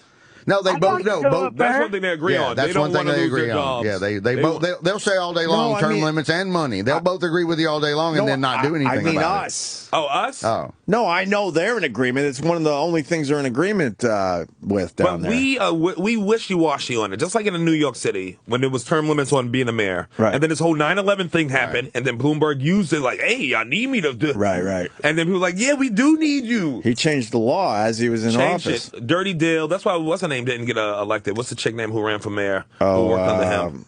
Red hair. Yeah. I know exactly. Who's pretty much out of New York politics for the time. But Giuliani tried the same thing. She was like a favorite for a minute. Yeah. For a minute. She was a favorite for a minute. Quinn. Kathleen Quinn. Yeah. Very good.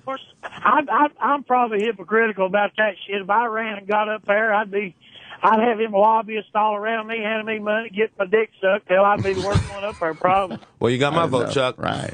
I didn't know the lobbyists, actually.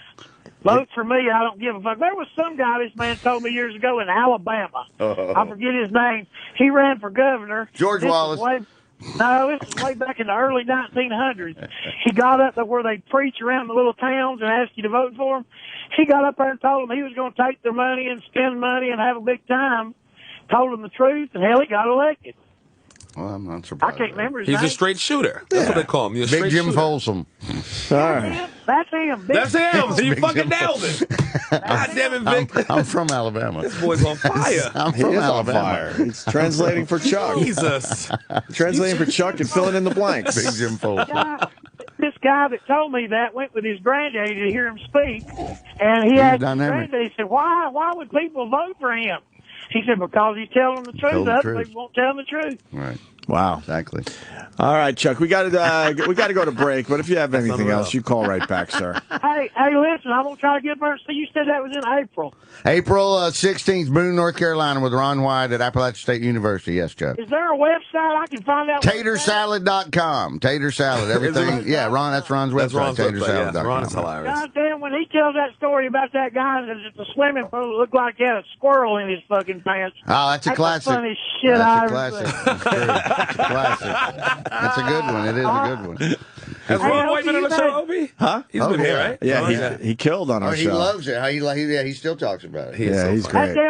That damn Opie's had a couple of days off this week. That damn Run DMC fucker, he took the whole show, didn't say nothing. And then that goddamn guy yesterday, what was his name? Robert Klein. Shrod, what was I saying right before we started today? I go, this has been the easiest week because DMC wouldn't stop talking, but it was very interesting. No, it wasn't Ron. It was DMC. It's DMC. It was DMC. That's DMC. He came in here. It was great. And then yesterday, I was rapping with the nigga. Wow. Oh, it was amazing. Wow. And then yesterday, Robert Klein took over for 2 hours. Right. Yeah. And now Chuck today. Made it easy. That fucking Robert Klein worried about everybody's fucking guns. He needs to worry about his own fucking self. Who was that girl in there yesterday? Eliza. Eliza, yeah. Sure, she was great. Eliza's great. She might stop in and say hi today. Schlesinger? Yeah. Oh, yeah. No. She came in with her dog yesterday. No, Blanche. I love Blanche. I love Blanche. Yeah. Why does everyone know Blanche? I've had to carry Blanche. Eliza, well, you know. Oh. If you make out with Eliza, you got to carry the dog. So. Nice. Does the dog have more followers on Instagram than me? Maybe. It could be. Son of a bitch. Blanche is softer than Elijah.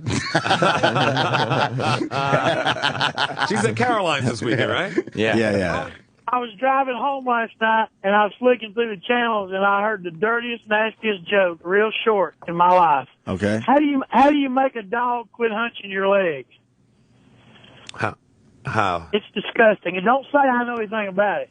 You pick it up and start sucking its dick. I guess that would solve it. That take it. All right, boys, I got to go. I'll try to look you up, Penny. All right.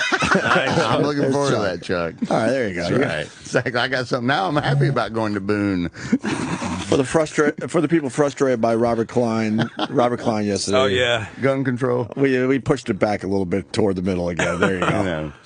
Gun control, too many, Sherrod Small in studio. Yes. We don't have to promote anything. Red Eye went. Yeah, Red Eye was great last night. I'll be in town this weekend doing shows at the Stand and Stand Up New York. Oh, nice. Really? Yeah. Nice. I'm at the comic strip all weekend, same thing. Yeah, Very we're good. right between, if you wander around New York City, you'll see me and him. Yeah. We'll be there. You could do a lot worse. That's it. I do have a show coming on, a new show premiering April 2nd on Spike. No, True TV. Sorry. True TV. Same thing. April 1st or 2nd. It's funny show. Another show for you. He's on TV so much he can't even figure out what channel he's on.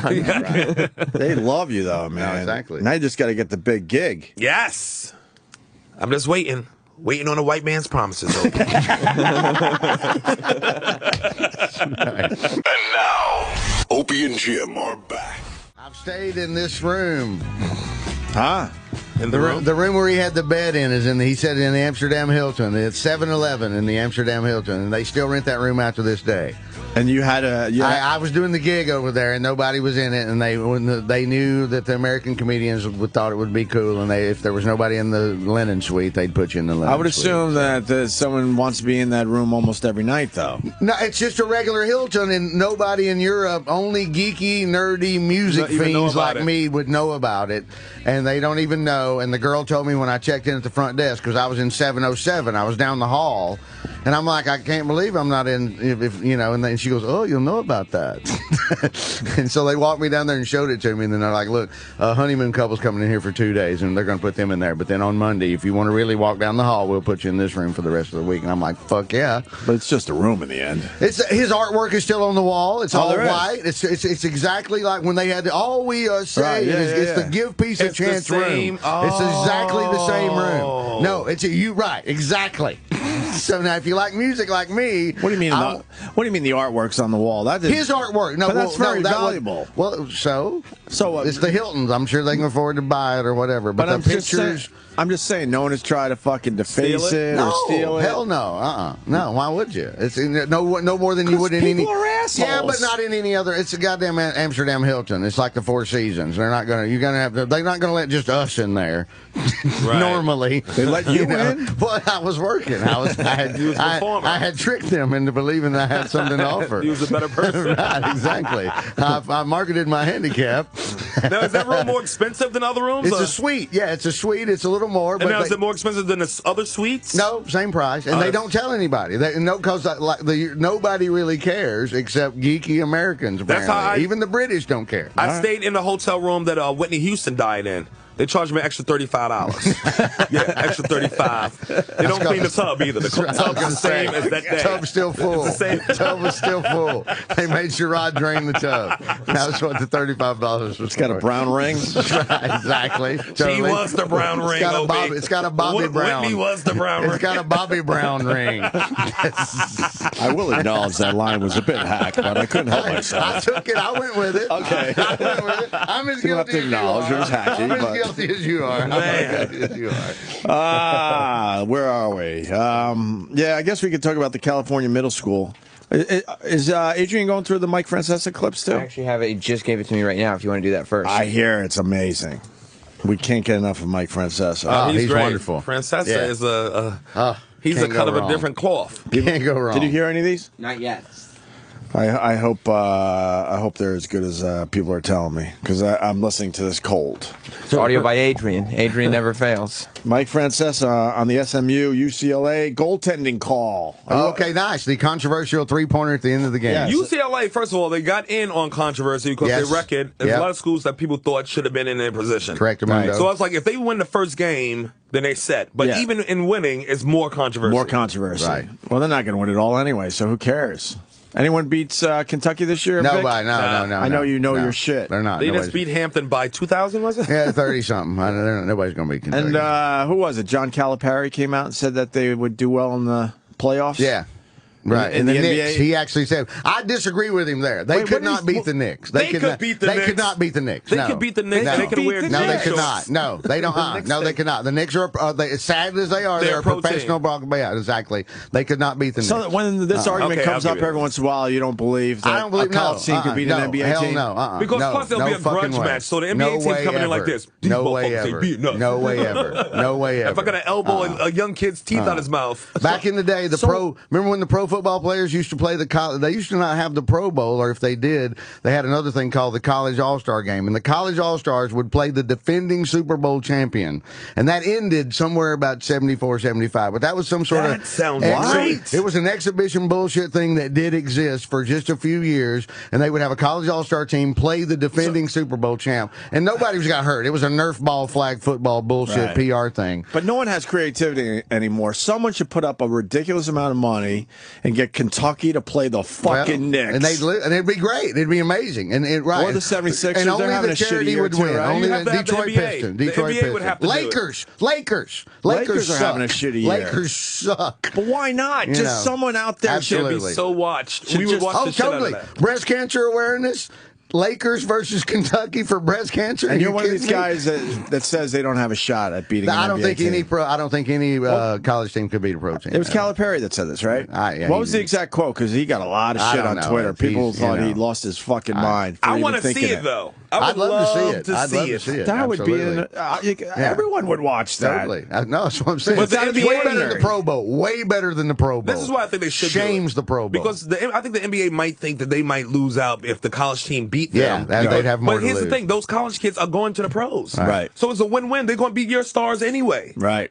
But that's why I don't think that Kentucky, as good as they are, they don't have five of those dudes. They might have 5 guys go pro, maybe. I don't think so. They don't have 5 pro ball starters. players. You don't think they have 5 I don't think starters they have in 5. NBA? I don't think they do. I don't think they have 5 pro stars. Here it is. Could Kentucky beat the Knicks? Larry Brown thinks so. Says Wildcats would make NBA playoffs in the East. Right, that's Larry Brown. In the East? Larry Brown. The East is pretty shitty. Larry Brown doesn't have enough of a resume to really make him resonant. Stop it. I was being sarcastic. Oh, it's Larry Brown. Why am I saying Calipari? What an idiot. Oh, Larry Brown. Larry Brown. Larry Brown. Listen, Larry Brown's one of the only coaches who won NCAA championship Danny Manning, and NBA championship. Danny Manning, 1988, Detroit Pistons, 2003. Yeah, absolutely. You're weird. Well, I just know the knowledge you got that pops out really quickly. He knows as much as I do. But I know, but you're very good at it. It takes me. But I love Larry Brown. You got to love Larry Brown. You got to love Larry Brown. He's a liar. one of the blackest white dudes. Yes, he is. He's a very black white man. That's true. He's like Vic Henley. But he's saying that he would make the playoffs in the East. Everyone knows the Eastern Conference sucks this year. Yeah, I still. He's don't not think, saying. He is acknowledging that it would be tough. But I don't think he would. They might win one one game out of 7. One game out of 7. One out of 7. Maybe they would not. I just don't think they can beat. I don't think a college team can beat a pro team. You don't think they're going to beat Orlando Magic or the Knicks or I don't know. Magic Johnson and Michigan State in '79 might have been able to beat. And the Knicks don't somebody. have Carmelo Anthony either. So no, I know, right? They don't have Carmelo Anthony when Carmelo Anthony's there. We did beat San Antonio though a few days ago. The Knicks did. They beat Cleveland opening day. Yeah, they beat Blind Squirrel finds an acorn every now and then. So we got our pal. I went all Andy Griffith on that. We got our buddy, our pal Mike Francesa on the SMU UCLA goaltending call, just losing his mind. I got to see a replay here. I don't know if this was a goaltend. Number one, why would Larry have not fouled there? You knew they were going to try and get this kid a 3. He was 8 for 10. Why even let them attempt a 3 there? And then it looked like the shot was off. I can't tell if it was actually a goaltend or not, or did he catch it underneath the rim? I'm watching the replay now. I got to see a better angle. I don't think this is a goaltend. That was good. Now I'll be able to tell. Oh my God! It isn't even close to being a goaltend. You cost them the game on this. This isn't even it wasn't even near the rim. Oh my God! I knew he was coming back. I knew he was coming back. He had a stroke. How did they not review this?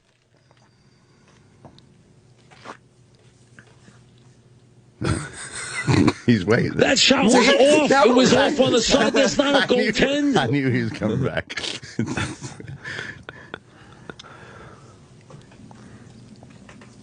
Maybe. Oh my! Oh my God! What's up with the long pause? He's my favorite broadcaster in the world. Sam's not a big sports guy. No, but loves Francesa. Love Mike Francesa. He searches out Mike Francesa clips on YouTube. I'll put him on. I'll watch him live just because of I'm in suspense the whole time, being like, what is he going to do? He's going to fuck something up. Right. Yeah. All right. He continues. He's just getting warmed up here. How did they not review this? How is this not a reviewable situation? Are they doing any interviews about that there? Do they have any officials there? They're going to talk to anybody? If they do, go back. I got to see this angle. I don't think this is a goaltend under any circumstances. I disagree with Larry's strategy. I told you beforehand I would have fouled. I would have then taken the game. If they miss a free throw, fine. If they don't miss a free throw, I have control of the ball, tied. Oh my God, it's off the shot. The shot is off. That was not a goaltend.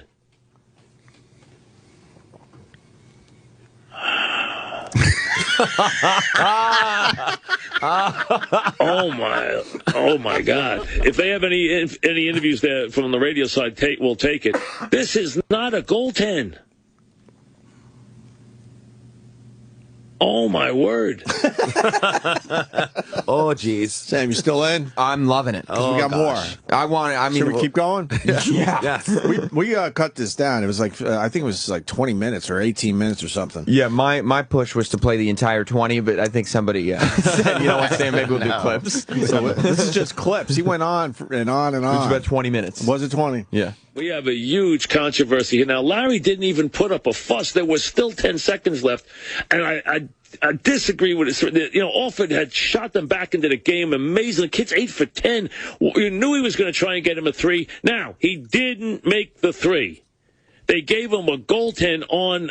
How did they not have a conference and review this play? They never reviewed I don't understand it. They looked at it. It still fit the criteria for goaltending. The criteria. Oh, there's two things. man. There's two things that make it goaltending, and it does fit the criteria for goaltending. So that's why they called it. Well, that's what are you stupid. talking about? How can you say that? What is the criteria? It's got to be on a downward arc, and it's Well, got to I be. know that part. And it's got to Okay. be Downward arc. It's got to be In on the cylinder. Yes, exactly. And if you touch it, whether it was going to go, it has to be. Was it going to go in? And if it's like on the downward arc and the cylinder was going to go in, But it doesn't meet the second criteria. You know, Was it going to hit the rim? You know, that's what he I don't think said. so. You don't know. The guy touched it before, so you can't decide. That's why they call it goaltending. Not even reviewable. This is not a goaltend. I just like Sam doing his acting. He's been working on his acting. I like It's it. Meisner's thing. I like it. No, it is. It was very Meisner. It I was want the very Meisner. definitive replay, but it looks to me like the ball has passed the front of the rim when he touches it. It's off to the side. I do not Right. think he goaltended Totally. with this play. Eli Wallach would be very. Why did he not go and raise heck up there? I have no idea. Now they still had a chance to win the game. I understand that, but boy, it was a horrific call. This is not a goaltend. How you like that, Vic? Yeah, right. It's not really. Uda Hagen didn't do as good. You know, I'm glad Larry Brown's still coaching. That's the best part. There's more. This guy's been doing sports radio for like 30 years. Right. And he still has this much passion over one goaltending call. That's because he hates his wife. There's no mystery. He needs to get out of the house. He hates his wife. That's how it works, Sam. Let's get Mrs. Francesa on the line. That's who we need to talk to. We're not talking to that bitch. Let's get Mrs. Francesa on the line. They didn't even take a look at this. Were they that sure, these officials, that they had a goaltend there? I don't see a goaltend. You guys see a goaltend anywhere? I mean, I'm still looking for the right angle, but I think the ball is past the rim before he touches it. I thought so, too. I thought it was under the rim when he grabbed it. My other favorite thing that Francesa always does is he asks his producers questions, but he won't turn on anyone's mic. You guys see that? Nod or shake your heads. Don't say For a those of word. you listening at home, the hands are up. The hands are up. I'm asking a question. The hands are up. They listen for Mike. We're not going to turn your mics on, but take my word for it. They agree. We're mic'd up, but they're not. And we're just talking as he pauses, by the way, so he'll pipe in. He'll get back to it. He's the best. Man, oh man, how is that a goaltend? I just don't see it.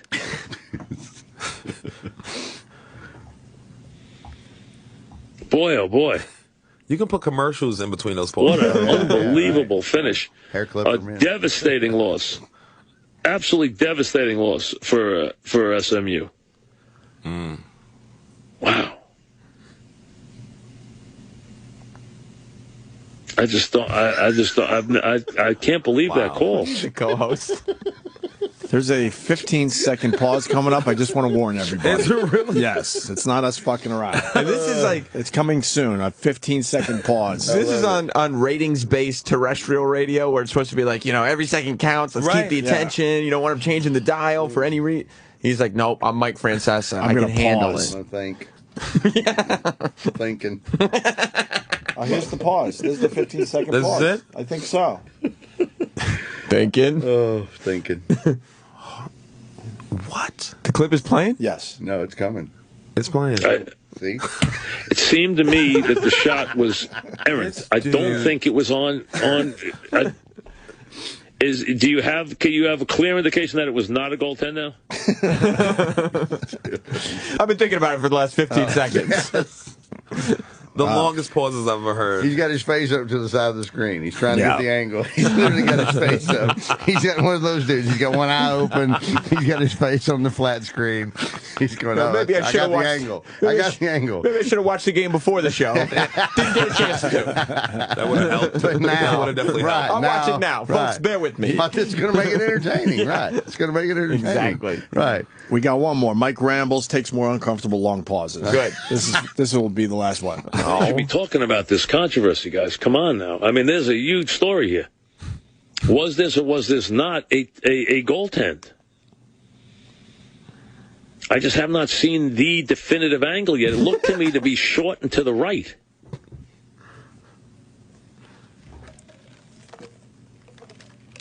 Imagine on an errant 3, somebody goaltending a 3. What does that say? So somebody goaltend a 3.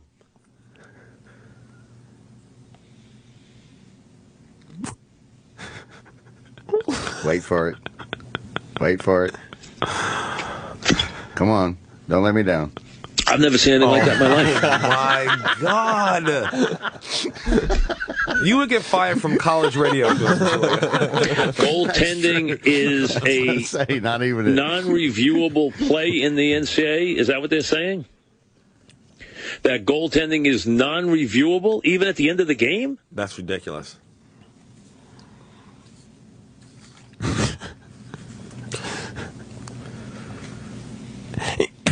The NCAA has very limited. That is unbelievable to me. He stopped breathing. It's good. When he pauses. So And he's the only person who would rather have dead air than let his producers touch a microphone. Right. Yes. He doesn't want anybody on that microphone. The equivalent to that in television is like stepping out of the camera shot and nobody's in the shot. They're coming back like, yeah, I don't know what's going on. Anyway, No, I don't like to use earpieces. I leave. I go and talk to the director face to face. Wow. Review. What? I understand that, but I don't know. I did not know it did not cover. It does not cover goaltending. That is unbelievable. More pause. Then these guys have to live with one of the worst calls we've ever seen. Non-reviewable. So goaltending is not, even in a game-ending situation, goaltending is non-reviewable in the NCAA. Okay. Keep asking. Keep asking that question. I think in sports, everything should be reviewable. Of course, we got the technology now. Why are we even discussing this? It's barbaric. They argue this point all the time. You know, back in the 70s when you couldn't see fucking shit. Right, and it took an hour to rewind it and all that. But now it's instant. Crystal clear. Might as well use it to your advantage. No, right. FIFA, they had that in the World Cup. They would same thing. They only were 12 years behind on getting in the World Cup. They have the goal line technology. You can tell if something ricochets off the bar, if it went over the line or not. But oh no, we're not going to do that. They're not going to use it. No, we're not going to Tennis use that. is, I think, probably the best way. They did a great one. Yeah, they got it. Tennis got the, I don't know how they got the ball. They know exactly where the shadow of the ball is. Right. It's pretty amazing.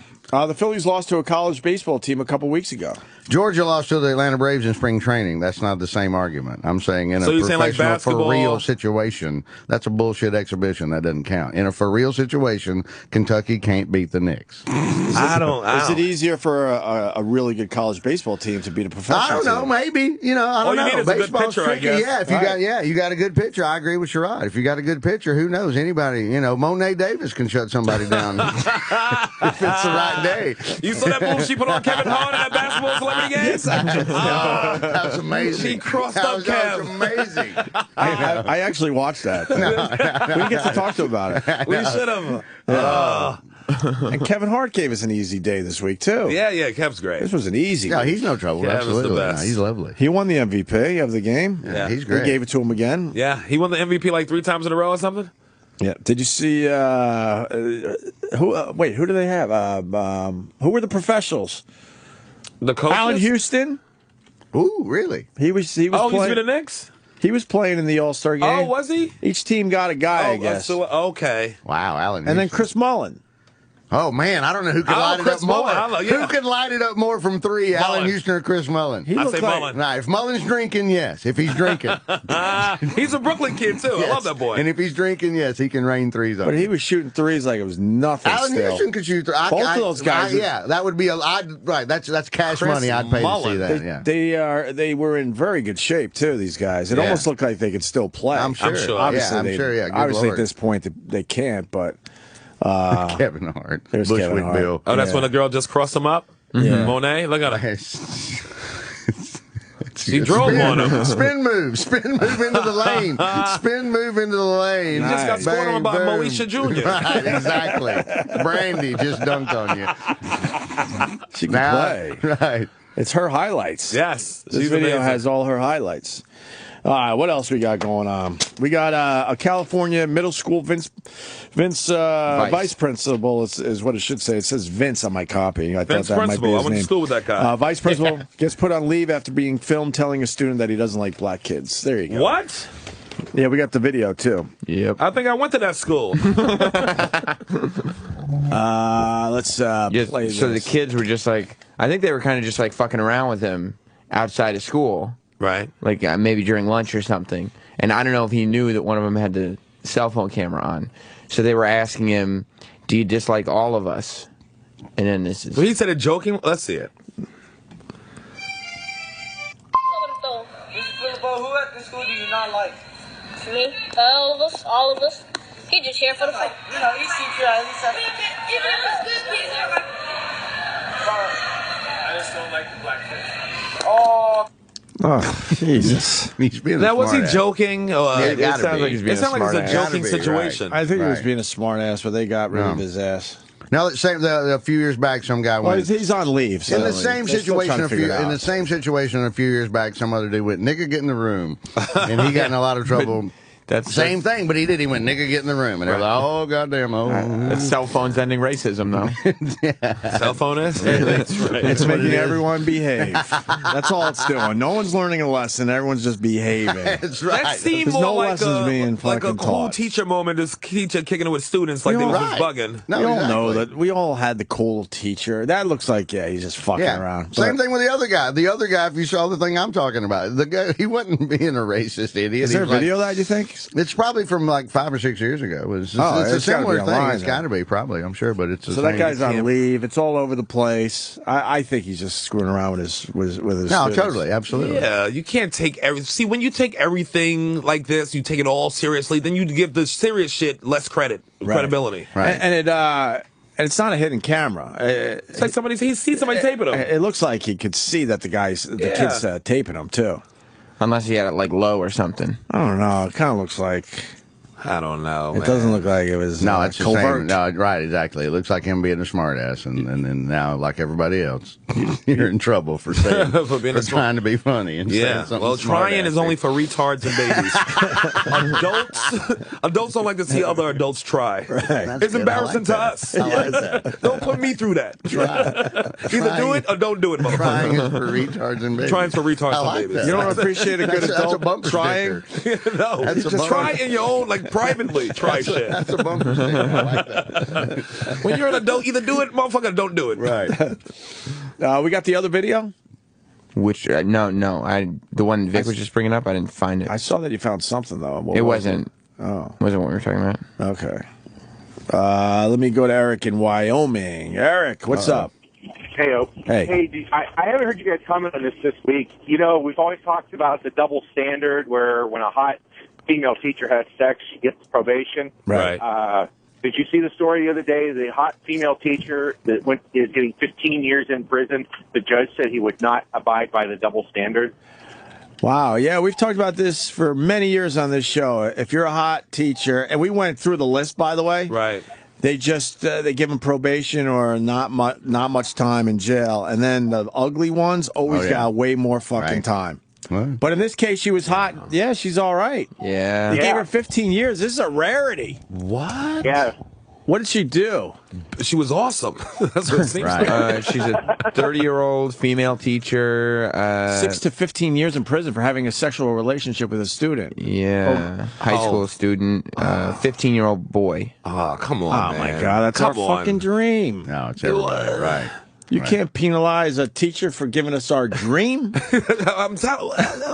Are you kidding me? It's like, was this judge ever a boy? Ever a 15-year-old boy? He probably didn't get laid a lot. He's very upset about it. He's angry about it. Yeah. He's very mad, Yeah, he doesn't right. like that this is happening to other kids because it didn't happen to him. We understand you got to do something, but you can't give her 6 years. I mean, This is a slap on the wrist type of situation. Well, this is a high five situation. Yeah. Is there details on what went down that might have made it a little uglier than usual? Yeah. No lube.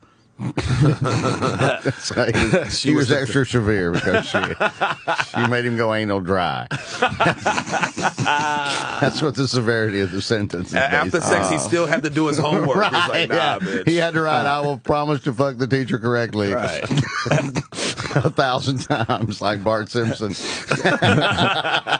The teacher was asking for leniency, and the judge said, "You are dealing with children that are still developing emotionally. 15 years old? No. To have this continuing double standard is unacceptable. The law does not recognize a double standard. The law is clearly on point in terms that these children are developing human beings. This was a person in position with power and influence over him." Look, man, obviously teachers shouldn't be having sex with the students, but I can't think of one 15-year-old I was growing up with that would be emotionally scarred by having sex, normal sex with their teacher. We got a new librarian my senior year, and I always thought she was flirting with me, and I was too chicken to do anything about it. And then I went away to college and came home a year later, and a dude that was a year younger than me went, "I'm fucking a librarian." I went, "Oh, I knew it!" I was like, "I knew it!" That's more scarring. That's more scarring than if you fucked her. I agree. And you hear the reaction in this room, we're all like, we feel bad for Vic. No, but I really. But it was like, when you're 17, you don't know. I didn't know. And we never even saw a picture of the teacher. But we still know he lost out on that.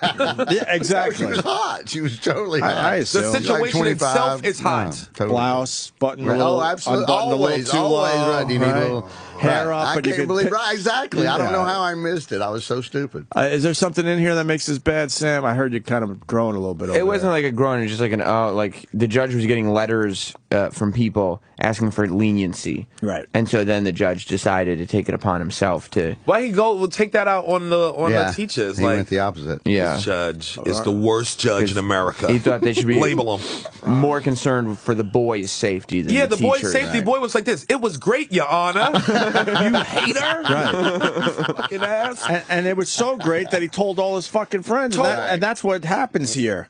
He's not running to his mom or dad, in tears going, right. He's high-fiving his friends and shit and telling everyone he knows. I mean, you don't want to get in the way of somebody growing up. Oh, yes. I mean, let the boy grow up. Look, it's wrong. It's wrong. You got to keep saying it's wrong, but Well, South Park, some things are wronger than others. South Park, as they often do, take it to the extreme, and they have the one where Ike, the little baby, by the end of the episode, he's mad at, and he's at the police station, and every single time they go to the police station, all the cops are going, "We're not saying we're condoning this," but then they all go, "Hey, tell us about it." Hey, and he's a baby. All he can do is talk baby talk. He can't even say anything, but he's a player by the end of the episode. The baby is a player. Yeah. Which is, let me point something else out about the media. Go up again there, Sam. Kind of threaded through this story about this teacher. Right. You have 4 other opportunities to read about other teachers. You can click on other ones. Like the first one, female drama teacher charged with raping male student. Raping? Then go down further. Then you got school cheerleader coach accused of rape. Yeah, so it's like, if you like this story, you'll love Netflix recommendations for crime articles. Right. And I like them all, though. I got to be honest. And they obviously can't admit this, but they know that these stories are titillating. Yes. They know it. So they're like, well, fuck, we got your attention, and we want to keep you longer. Sure. We got 2 or 3 other teachers that are acting out in this way. Whenever there's a dude molesting a kid, I don't even remember seeing too many pictures of the guys. Or like seeing it everywhere, like they got all the girls' pictures up, the women the teachers who did it. I mean, the women haven't really come forward on this. We go down this road from time to time. It does seem a little creepier when it's a male student and a male teacher and a female student. It just does. Yeah. I loved it in Election, the movie, the Matthew Broderick movie, Election, and it's Reese Witherspoon, and they cut to his buddy right when you see Matthew Broderick going, "There's no way he would breach the boundaries of," and then all of a sudden he comes there, he's like, "Her pussy is so wet." But right when he goes there, "No, I'm a colleague and we're all professionals. Her pussy is so wet." That's one of the funniest fucking movies. So good. It's a great movie. So good. Alexander Payne, almost everything he does is good. Yeah. Almost everything he does. Remember the teacher who was playing the piano naked for us students? Like a kindergarten teacher who got arrested in Florida a couple years back. But apparently she was playing the piano, butt naked. I'm like, God damn, that's a great teacher. Wow. And she was a cutie. She's crazy. She's nuts. That's certifiable. Now we're talking crazy. To fully understand music, you have to be clothed. I see optional. Naughty piano teacher. They're getting a bunch of porno links. Yeah, right. Tanya Tate seduces sexy teen. This must be the story. Oh, is this it? Sexy teen saying that. This has to be it. Not it. This has to be it. This isn't it. That's not it. You sure? I think this is. Let's see a little bit Let's of it. make sure this isn't the actual news story, Let's okay? investigate report. This porno company didn't even get a piano for this. Right. It's called Naughty I Piano. know what you want, Stacey. Yeah. I've seen you looking at me in them piano lessons. Yeah. This is what you're talking about. Yes, ma'am. Have you ever been with an older woman?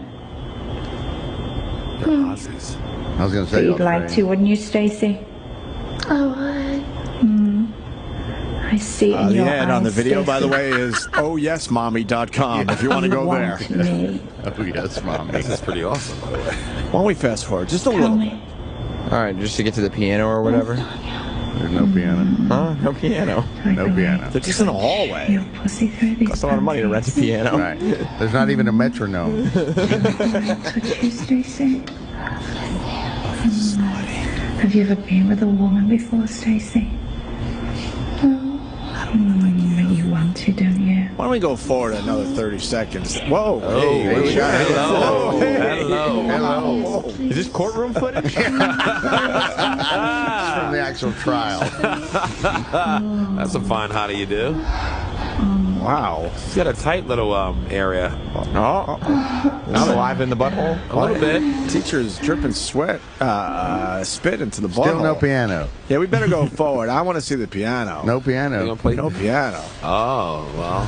No piano. We got to go forward. No piano yet. Let's look for the piano. All right, let's see. Oh, Okay. that's a C note. Chopsticks. Good God Almighty. Practicing that It's C super note. hot right now. What happened to the piano? It's like that scene in Big.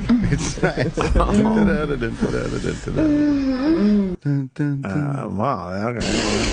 It's the first time you've ever had a woman like you. Is it the first time? Screw it in her butt. There she is. Sexy older woman. My favorite. Oh, yeah. I think she's going to go to jail for Don't this. know what's going to I happen. love it.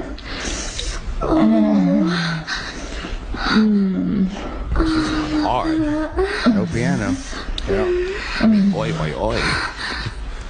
There you go. Oh, yes, There it Mom. is. Yeah. I think that might have been mean, the footage, but That was that. I believe I would have found to the see story. it again to really. Let's see it again. Your Honor, can we, the jury, see the tape once more? Man, I love porn so much. It's great. What's not the love? I know. It's so good. It's so good. It just gives. It gives you everything you. Nobody loses. Nobody. Nobody loses. Nobody Man. loses. Everybody. No, everyone wins. Way better than everybody getting a trophy in Little League. I don't know. I mean, the kids having sex with their female teachers. I mean, it's just. I say it's no harm, no foul if the teacher's hot. And the kid's like in high school. If it's like a elementary school's kid, okay, you bitch. What's the youngest? 12. As soon as you got like you got 2 hairs on your dick, you ready to see some puss. Yeah. And that's that. I think you could get emotionally scarred at 12. I think when you get up to that 15 or 16, you're more than ready. You can also get emotionally awesome at 12. You think? Hot teacher? The one dude, the Mary Kay Letourneau lady, is the original lady that all this came to. She was the first Let's Make a TV movie about this. And I think she's still with him. Yes, they got 2 kids. And they've broken laws and gotten together, and despite everything said. True love. Yes, love conquers all. True love. That's what they've said, yes. Their relationship is longer than any of my relationships. Any of them. Right. In the end, they had true love. Who's to say? Who am I to judge this fucking love? Look, kids shouldn't be having sex with fucking teachers. I girls, get that. Little girls should not be having sex with teachers.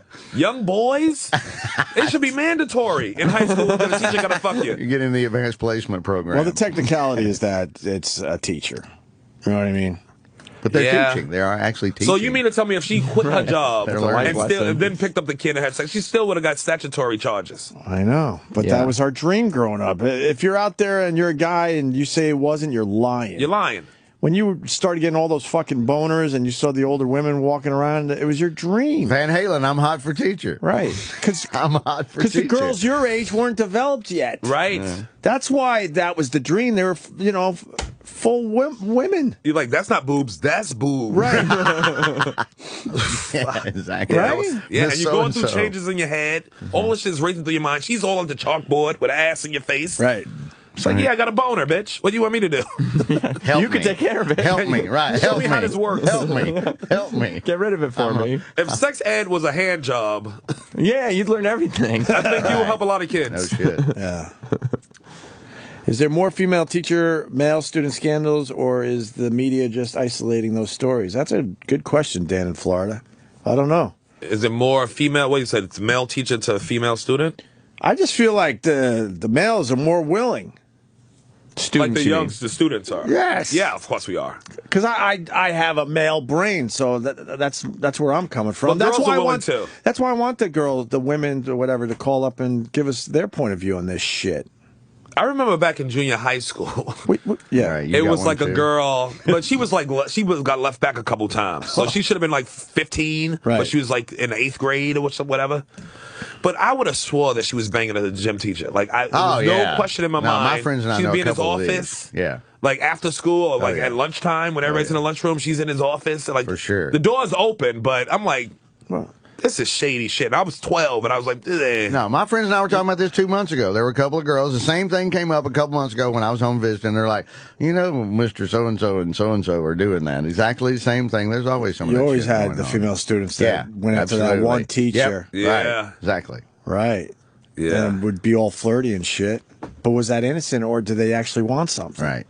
Because in our case, we would have wanted something if we were in a situation with a female teacher. They ran a Jesus guy off. We had a young teacher, and he was like 24, 25, and he was claiming he was having like after-school Bible study thing. Right. And then and too many parents started catching wind of like, oh, we really love going to Mr. Charles's Bible. And they're like, oh, Mr. Charles's Bible study may not be Bible study. And do you think it happened more like back in the day or now? I don't know. Like anything else now, we are so instamatic with our knowing it, so you might find out about it. Probably the same. About the same. Maybe I would say maybe a little less. Maybe a little less. I believe that. Yeah, maybe a little less, believe it or not. So, we might take a break here, even though now the phones are lit on this topic, waiting to see if anything comes through worth taking. Everybody that went to Catholic schools calling in right now. We got Brian Johnson joining the show next. AC/DC Brian Johnson? No. The other Brian Johnson. We've had Brian Johnson. I was going to say, it's one of Ron's best buddies. Oh, really? Yeah, totally. From Comic Book Men. Okay. Oh, okay. 2-episode season finale airs on Sunday at midnight on AMC. Right. I don't know this world in the least. Comic books? Yeah, we'll still have a good time with Brian Johnson. Eric, you might have to help out a little bit on this. That's fine. This is your this is your world. He rocks. He said that's fine before you finish your fucking sentence. He's sitting there with a boner banging the glass. He's one of Kevin Smith's guys, you know. Yeah. You know Brian I know that Johnson. show. I know that show. It's a good show. Yeah. So, what can you tell me about Brian Johnson there, Eric? He's sarcastic. He doesn't like selling comics, even though he draws comics, and he's pretty much the main source of comedy on Comic Book Men. Okay, yeah. All right. That's putting him on a pedestal. You like that show, don't you? Yeah, I do. It is a funny show. I saw a couple episodes. He was like talking with girls or something. Some girls came into the store or something. Yeah. Yeah. And he's sitting right here, so. Excellent. Where, he's next to you? He's right over here. Oh, hey, Brian. I can't see him. There's a lot of Where stuff are in you? front of him. My reflect. Oh, there he is. I would have had you in already. Oh, wow. I didn't even know you were here. Eric kidnapped him. That's right. Have to bring him in because I don't know much about comics either. All right, we could hang and just talk about banging teachers and stuff. Yeah, where's that comic book? Exactly, Superman. Banging my ex-girlfriend's mom. Yeah. All right, good. All right, we'll do that. Get your comic book ass in here, you Teaser. son of a bitch. Teaser. Yeah, there's your teaser. Don't worry, we'll get the plugs out for the show. We want to hear that story. Yes. We're off to a good start. Now stay there. This is Opie. Johnson, first time on the show. First time, yeah. And I'm actually, I'm wondering, did Jim get the memo that a reality star personality would be here? Because I'm shocked that he didn't cancel his show down in Florida. Oh, to be here. Nice. He's opening strong. He comes in. Boom! I got your boyfriend. Jim definitely gets bummed out when he has to go on the road and there's a big guest that's coming in. That's true. Yes. He would be very upset. The only reason we're doing a show today is because of you. Usually you take Fridays off and That's you're like, wait, true. Well, Brian Johnson, a Right. comic book man? Well, Kevin Smith said, "Hey, man, can you take Brian? I'd really appreciate it." I'm like, Right. I would do anything for Kevin Smith. Yeah, I was speaking to people who were not Kevin, and I could just tell that they never would have gotten through to you. So I just texted Kevin, and I was like, I would love to do Opie and Jim. I'm trying to get on. And literally within 10 minutes, he's like, this is Roland, and blah, blah, blah. And Oh yeah, it opened the door it was great. Yeah, because like I admitted, I don't know this world, so I'm sure we'll have fun and it'll be great. But Kevin's like, "Hey man, can you take my pal Brian Johnson?" I'm like, whatever you want, Kev. Yeah, it's nice to have a friend like Kev who can put in a word for you, vouch for you. It Right. opens a couple doors. A few. What's the story you teased before the break? Is that a real story? Yeah, it's a real story. It was actually one of the first. Kevin and I do a show very sporadically because he's so busy. Well, he has 15 podcasts. So exactly. It's one of those podcasts. and he's I'm not lying. No, I knew that. How many is he up to for real? I Six think or he does six at least. at least Five. 4 a week. Okay. Wow. Yeah, he spends a lot of time on the mic. Right. This is exclusively, though, live shows. We only do Why Bry Live, and it stemmed from different things that I do that basically just beg the question, like, why Bry? Like, why would you do that? Right. Why Bry? Why Bry? Why Yes. Bry? And Perfect name for I love the it. show. I love it. and it's actually good that Jimmy isn't here because my raunchiest story is probably not as raunchy as something Jimmy does on, like, say, a bathroom break. Like during the show. Well, for sure. Right. I told one of those stories earlier. Actually, It's called Wednesday. yes, so you might want to listen to the replay. Although it's a story that's been told many a times. Anyway, go ahead, Brian. I was much younger, early 20s, and I was dating a girl, and it was her mom. Kevin explained it perfectly. Her mom looked like a lunch lady. She had she was sort of short. Had normal upper body, Right. but like that what they call the secretary spread. Secretary like the spread, big yes, I butt know and all it. that. Yes. Spreads out a little. I get it. And, Squatty. she was nasty to me for such a long time, and I never understood why. And she said one day, well, I want to take you out to dinner and apologize, as an apology. The mother now. Oh, This the is the mother. lunch This is the lady. mother, Yeah, yeah. the lunch lady. But left the girlfriend home. And so we went out to this Mexican restaurant, and she started to kind of explain herself, and eventually she just sort of like blurted out. She goes, well, the truth is, I really want to suck you off. And I yes, said, lunch lady. You don't say. Did you actually say you don't say? That would be very mature for you don't say. Yeah, for 21, 22. Right. Yeah. Take off your bowler hat and put your cane down. You don't say. Well, madame. Now, Brian, did you understand what that meant? Suck me off. You know what? At 21, hardly. I mean, a couple experiences here and there. But I was like, really? And but it was intriguing. For some reason, I wasn't grossed out. And I'm fascinated by the bizarre. And to me, this was pretty bizarre. Now, we finish up dinner, after a short discussion of what, is going to happen in the future. And she drops me off. She drove for some reason.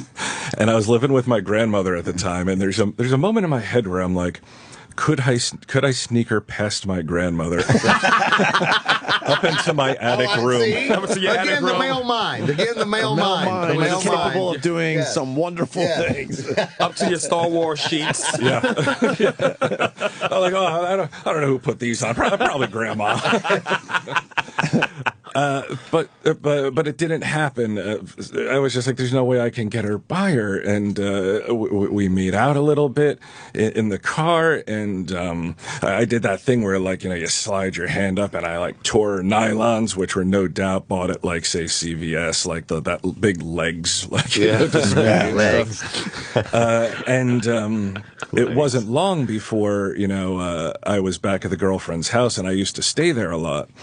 And prior to anything happening, she would do really weird stuff. This is Kevin's favorite part of the story is the way the living room was set up. There was a couch against this far wall and a chair that I was sitting in, and my girlfriend would be sitting on the couch, so she couldn't see, she didn't have a visual inside to the kitchen. So her mom would come to the very edge of the kitchen where I could see her. The girlfriend can't. And would be in a house coat. And open it up. Nice. Not even open it up. Okay. Just a little. Just peel back and let one boob pop out. Wow. Like maybe it's an accident. Could be an accident if only one pops out. So maybe it's an accident. What the fuck? It was with such... It was really hot to me. Not a stepdaughter or anything. You're seeing her daughter. Right. Real daughter. Her best attempt at being alluring and sexy. And did you gulp or anything? Holy fuck, and then she would quickly disappear? No, I think she read my fascination with it. I think she was like, I've got him hooked. She knew. Just slowly reeling me in. Until one day, I mean, this doesn't make me look that great.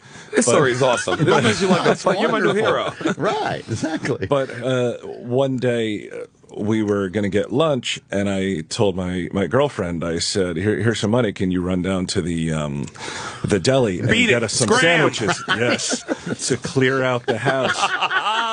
And we quickly hustle into, I don't even know why we didn't do it in the mom's bed, but I do know why. Because we went into her bed, which overlooked the parking lot. It was an apartment complex. You can see when the daughter came back. So I could see when she came back. Right. And we could, get quickly dressed and not be discovered. And so we start to go at it, and she's on all fours, and I'm from behind, and I don't know what it was, because it wasn't like, oh my God, she's so hot, I can't even contain myself. No, but I get it, yeah. But I came in 30 seconds, to which she expressed disappointment, and all I could think of to say was, I go, well, if your daughter would fuck me more, I could hold out longer. I could fuck you better. Right. I could hold out longer. Right. If you teach your daughter how to suck a dick, I'd be able to fuck you a little better. Oh, my God. And, yeah, and there were a couple... I blame you. Yeah. I learned it from watching you. I know, it should be a PSA, right? The more you know. Wow. The more you know. And there were a couple times after that where, I would play video. My girlfriend would go to bed, and I would be playing video games, and she would just come out and be like, I want to give you a blowjob. So, all right. Well, I mean, what 20-year-old guy's going to turn down a blowjob? And then what killed it for me was... we live next to Sandy Hook. It's kind of the beginning of the Jersey Shore. It's this big beach right on the ocean. And she was like, I want to go out there and have a bottle of wine and make love on the beach. All right, now it's romance. The second she said that, I was like, I'm out. The minute it got real. Fantasy over. Right? Yeah. The minute it got romantic, we're going to share thoughts and dreams. Yeah. It just wasn't happening. What kind of freak was she? Did her daughter ever find out? There was one time where her daughter was taking a shower and I was laying on the couch and the mom was, she came up on her knees right next to the couch and she was like opening her shirt and trying to like tempt me. Right. And I just was like, by that point I was disgusted with myself and wasn't super into it anymore. And I can't wait to get to that point in my life. Exactly. I'm with you. I'm like, what? I can't wait to get there. It hasn't happened. And we didn't hear the shower stop or the door open, the bathroom door open. So she comes around the corner and I go, and she goes, "What's going on?" And I couldn't think of anything fast enough. I go, she won't leave me alone. She keeps asking why I don't like her. And just like put it on the mom, So a little look of the down. truth. There's no doubt in my mind that she knew. She knew what her mother I mean, does. she had knows. to Yeah, know. of course. Especially if he says that, you know. That's Yeah. a little bit of the. That's a little bit Her of the. mother's Well, shirt sure, was of unbuttoned down course, to her right. belly No, button. You know? wow. You We've know all our been mother's there. a freak. We've been. Yeah. Was the mom around? Oh, well, you did describe her. Never mind. She was. She was lunch lady. Yeah, you would look at But her. the contents of the story is just, it's hot. At the time, I was because a lot of times I'll do stuff because, and it's I blame Kevin a little bit because You should. I want to run back and tell Kevin, "You'll never guess what I did." And this is long before like we decided to do, Kevin was doing podcasts or Y-Bri shows or any of that type of thing. So it was more about like. I just want a cool story to tell my friend. Right. And what did you say earlier? You really liked the bizarre or the? Yeah, it was the bizarre, not even forbidden fruit because it's like. No, but I mean in general. In general, you really. Oh, absolutely. Yeah, I gravitate towards just strange And stuff. oddities. Like what? What? Yeah. What Yeah. type of stuff? Like recently, within the past year, a little bit, maybe a little bit longer. My girlfriend and I were going through a rough patch, and I moved out. And I was staying in a hotel, and there was a strip club kind of like maybe a mile away. So I was like, and I've never been to a strip club by myself because I always look at those guys and I'm like, oh, you sad, sad bastard. You poor bastard. I've been many times by myself. Creepy, too. I saw a guy in a strip club once. He was everything short of pounding his fist while watching the strippers. He was so angry. He's going, they're all whores. They'll all cheat on you. This is everything wrong with women. I knew it. I was looking for a palace of validation. So I go to the strip club, and it's a very average experience until I go outside, and there's a girl who's just standing out there smoking a cigarette, and a car pulls up, and they hand her something, and they drive off. And I asked her, I said, what did that person just hand you? I said, I'm not an undercover cop. I said, I'm not going to bust you or anything, but what is that? And she said, it's heroin. I said, really? I said, when you do heroin or is it for somebody else? And she said, no, it's for me. I said, when are you going to do it? And she said, as soon as I get home.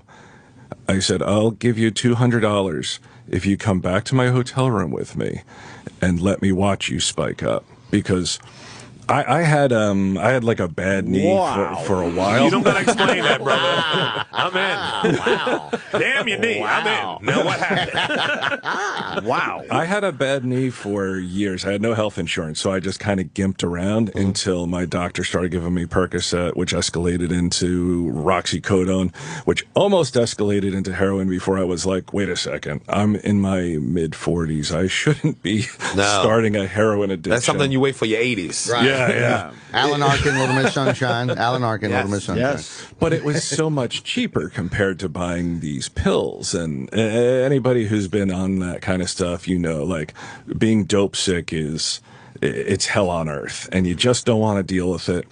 But I couldn't bring myself and I also hate my skin being pierced, even though I have tattoos and stuff. There's something different about getting your blood drawn. So I asked her, I said, will you come back and let me watch you do it? And I found out she was normally a prostitute. So for $200 to do whatever she was going to do anyway seemed like a bargain. It's a bargain, yeah. Yeah. So we went back to the hotel And she wasn't even that good at it, which was sort of disappointing. She was putting it in her hand and she kept missing and cursing herself out. And then she started criticizing the TV show I had on. She was annoyed. Let's turn something else on. Was it What's Happening Now? If it was, I would have thrown her right the fuck out of the room. I would have been, how dare you? I love that you were annoyed how she was doing it. Right, exactly. That's a little strange. It was not the You're supposed to be a professional. It's not the drug experience he paid for. Right? He paid for a drug experience. He was not getting it. And she finally got it. And because I'd never seen, I've known people who have done it, but I've never actually seen it in real life. And, Right.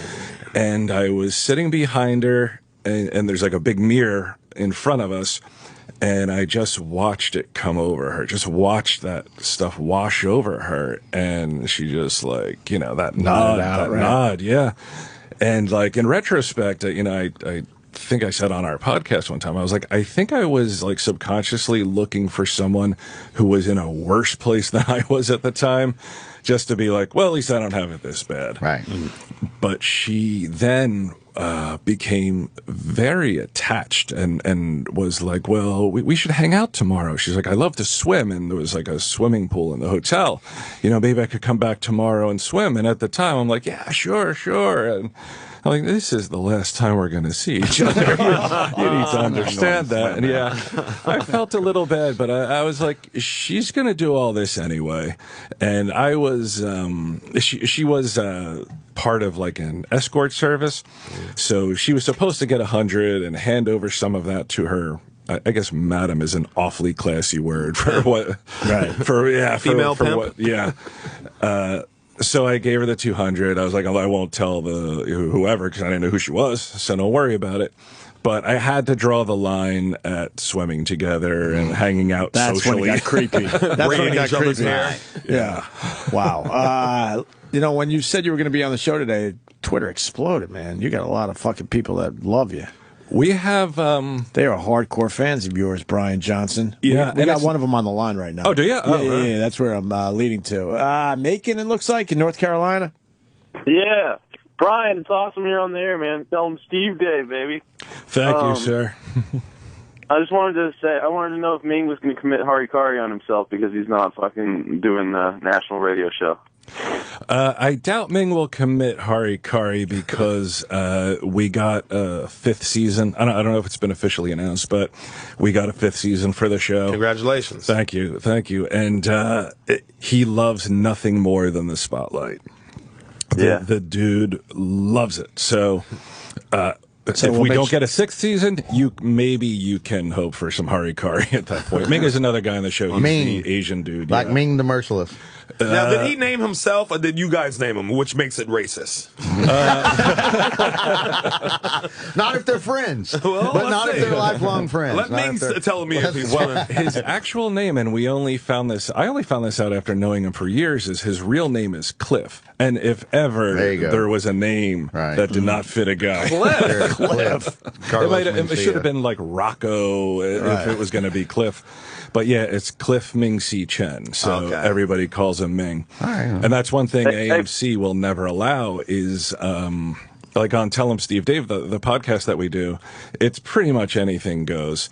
And so I do, an Asian voice when I do, over the top, like, oh, hey, hello, Ming Chen, like that kind of thing. Irene! Yeah. And that's what I love about our podcast is like, it's popular, but not popular enough that we catch any shit. We might get in trouble. Yeah, right? flies under the radar. Podcasts aren't really getting in trouble in general, though. You guys are lucky. Yeah. It's creeping into satellite, obviously. Regular radio, you couldn't do what you just did. Guys got fired for that very thing. Oh, yeah, the Asian voice? Oh, yeah, absolutely. Who are the guys that got fired again? Ming Chen. K-Rock guys. JV and Elvis. Yeah, JV and Elvis. And one of them was married to an Asian woman. And that didn't save his ass. Yeah. And they were going for the laugh in a bit. They weren't even like trying to be hateful. It's I heard you guys talking about it earlier. The PC bullshit that goes on in this country is I really would have thought that generations would get more and more liberal as time went on. But it is beyond.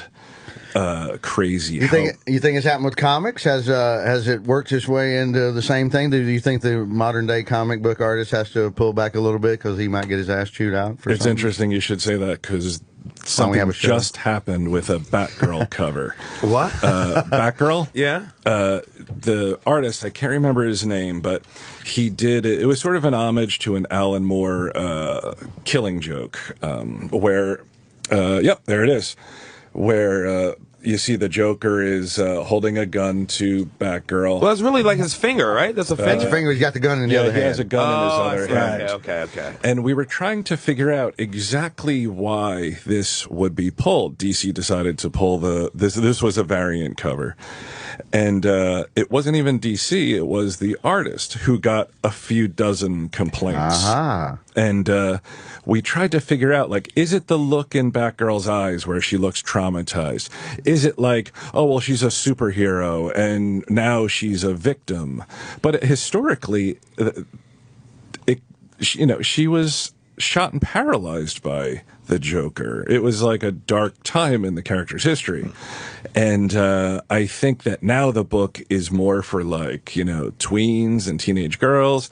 So it may be like if it was like the Joker holding a gun to, say, Archie. My Little Pony's got a gun to her head. Rainbow Dash. But he felt the heat and pulled it. The artist. Oh, wow. That's wild. The artist pulled it, and I that made me kind of... That's a pretty good cover, by the way. It's a great cover. Wow. No, it's amazing. Awesome, yeah. No, it's perfect. It made me disappointed when the artists, the people that are supposed to be defending and standing up for free speech, and and this is a form of free speech, is bows to that kind of stuff. Right. And my friend Brian Quinn, he's also on Tell 'em Steve Dave. He does Impractical Jokers on TV. He said, "Yeah, I guess when it's your career, you may think differently." And I will never have a career, so I don't have to worry. Welcome about to my life, Brian. And the guy that pulls this on himself is not going to have too much of a career because he's limiting himself, I would think. That's just me. Just to appease like a few. Certainly, that's not right. Yeah. Exactly. No, that's. I got to say, Greg in Texas does have it right. He says it's the liberals who brought about PC culture, not conservatives. That is probably so, mate. Oh yeah, that's the truth for the most part. What about like conservative, like a right wing church group? Yeah, anybody going Jesus though is Jesus people ain't always liberal. Anybody it's going both Jesus. sides of the totally. Yeah. Greg, what else you got on that? Well, that's just it. I mean, it's all PC doesn't really stand for political correctness. It's progressive censorship. Yeah, right. I like look at you. I'm going to steal that. He had that one locked and loaded. A lot of people complaining about the cover weren't even fans of the comic. Feminist groups. Yeah, a lot of those. So the sites feminist groups started going after the artists, like Jezebel and Mary Jane and things like that. They were finding more and more on Twitter where these were the people that were complaining because it depicts women in a bad light. But the original book from the 80s, she got shot by the Joker, and he posed her on the floor, covered in blood in seductive poses, took photos of her, and sent it to her father. But that was okay. It's just her sitting there with this painted smile and holding the gun next to her. People were freaking out. Yeah, but we don't know what's going to happen. Maybe she gets him in the end. Right. Yeah. I've seen many a hero in that position still come out on top. Exactly. I've seen she's going to be all right. I'm gonna guess that's the way it I've goes. seen many a hero come Why out can't on they top. see that part of it? In the end, she probably gets the best of the Joker for a little while. Yeah. Well, social media has made it so easy to be a quote-unquote feminist, a pseudo-feminist, because I look at something like that, and I feel like if you complain about shit like this, but you don't address the very serious issue of, say, postpartum depression, you are an asshole, and you are not really a feminist. Sure. And you're not living in concentrating reality. on the wrong stuff. Exactly. Let me say hi to Brian in Staten Island. We got Brian Johnson in studio. What's up, Brian? Tell him, Steve Dave! I believe this sounds like Brian Quinn of Impractical Jokers, as a matter of fact. Is it you, Brian? Yeah, how you doing, Opie? Hey, what's up, man? Good to hear from you again, buddy. I didn't know you were doing the podcast with him. I got to check you guys out. For over 5 years now, we've been together a long time, me and this guy, and I always have to correct him when he tells that story about the prostitute in the hotel. He always forgets this important detail. I was that prostitute. You never said male or female. Right? He never said male or female. That is true. Yeah. Thank you, Brian. He was hanging outside the strip club. I'm like, ooh, well, hello. Right. Hello, Mr. Muscular Cat. Like, do you want to do a podcast after you spike up? What's the podcast about? You guys sit around, shoot the shit, or you got some... It's called some direction with it, or it's so directionless, just like my entire life. that's the best way to do it. Though. That's the way to do it. It really is. Yeah, it's called Tell 'em Steve Dave. We're up to episode 239, and it's kind of stemmed from. I was even more directionless now. Like I was ready to step off a stool, with the rope around my neck, and Kevin was like, well, "Why don't you?" Because I had been seeing a therapist, and I dropped the therapist, and Kevin goes, you know what'll make you feel better? Do a podcast once a week, get it out there. And my friend Walt agreed, and Quinn jumped in right away. And the reason my friend Walt agreed was because I have like severe ADD, so I'll jump from topic to topic, interest to interest. So he's like, we'll do this for maybe 3 weeks, and then he'll be like, oh, I want to do something else. And it turned into sort of like, kind of like a little cottage industry. I mean, we've gone from like, it helped us, obviously, in the beginning when Kevin's like, hey, my friends are doing this podcast called Tell 'em Steve Dave, check it out. But it also hurt a little because people thought like, oh, well, they're just friends of Kevin, so fuck them, they don't have anything to say. And we have done tons of stuff since then. Like we put out the very first vinyl podcast ever. Nice. I like that. Right now we're making a claymation movie in the vein of like the old Rankin and Bass stuff that we went on. What was it, Kickstarter? And originally our goal was like to raise $25,000. We were like, do you think we can do it? And we ended up raising $98,000. See? Half of that is mine. I can make a movie for that. Me. Yeah, I can make a movie for that. There's hope for me. I put my foot in my mouth this week.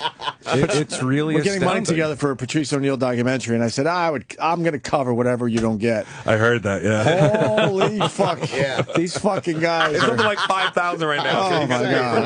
I'm on the hook for 100,000 still. And I see those days ticking away quickly. I'm going to hold you to it, too. What the fuck, guys? $5 fucking. Tell me how much you love Patrice O'Neill. Show it with $5 lousy. The irony of the whole comic book men thing was Quinn and I had been friends for long before any of it started, and we always 20 wanted. years. What's up? 20 years. 20 years, yeah. We wanted to do something together, and we were like, we want to do a TV show together. So, we wrote pilots, and we, Q even at one point, he was like, and this is before podcasting, we should start a radio show, but we could never really get anything together. And, we got Tell 'em Steve Dave going, and after a year and a half, Kevin and an exec producer got together with AMC, and they said, we want to do a reality show or unscripted show about comic books. And Kevin said, well, you can use my store to shoot the sizzle reel or pilot or whatever you want. And so they said, okay, great. And then someone from AMC heard Tell 'em Steve Dave, and they said, we don't want to cast anybody. We want these guys. And the very unfortunate part was it was exactly at the same time that Quinn got Impractical Jokers. So he's got two networks. A full third of our cast couldn't be on the show, which was it really sucked. And you couldn't do both shows, Brian? No, I at first it was a contract thing, and then it just turned out that Impractical Jokers just took over my life. It's just I was working 7 days a week. It would have been impossible to do both. So I had to watch comic men sail off into the distance without. It's very upsetting. Do you make a special appearance here and there? Yeah, this season that's airing now, I was on an episode. Oh, okay. We just came up with an idea to get me on. Next season too. Oh, good. Yeah. Yeah, so we eventually got to work together, and that's the beauty of Tell 'em Steve Dave is the projects that, our labors of love, we can do those things now, if we want, That's great. We're going to put an audio. We just did an audio book, like a 70s exploitation type audio book, like radio play. Oh. So it's that, you use the money from the show to fund the stuff you really Other want stuff, to do. right. Yeah. And all the family friendly stuff I get out of the way on Practical Jokers, and if I come up with a real fucked up idea, I bring it to Brian. In about 2 seconds, he's like, "Let's do it." Nice. So Good for sometimes you. I get phone calls from True TV, and they'll just like, "Could you stop saying stuff like that?" No, I can't. Absolutely not. Exactly. Yeah, right, Brian. No, the answer to that is always no, I cannot. Exactly. No, I can't. Comic Book Man, the finale. What are we going to say? What can you say? I gotta be honest, I don't know. I don't watch the show.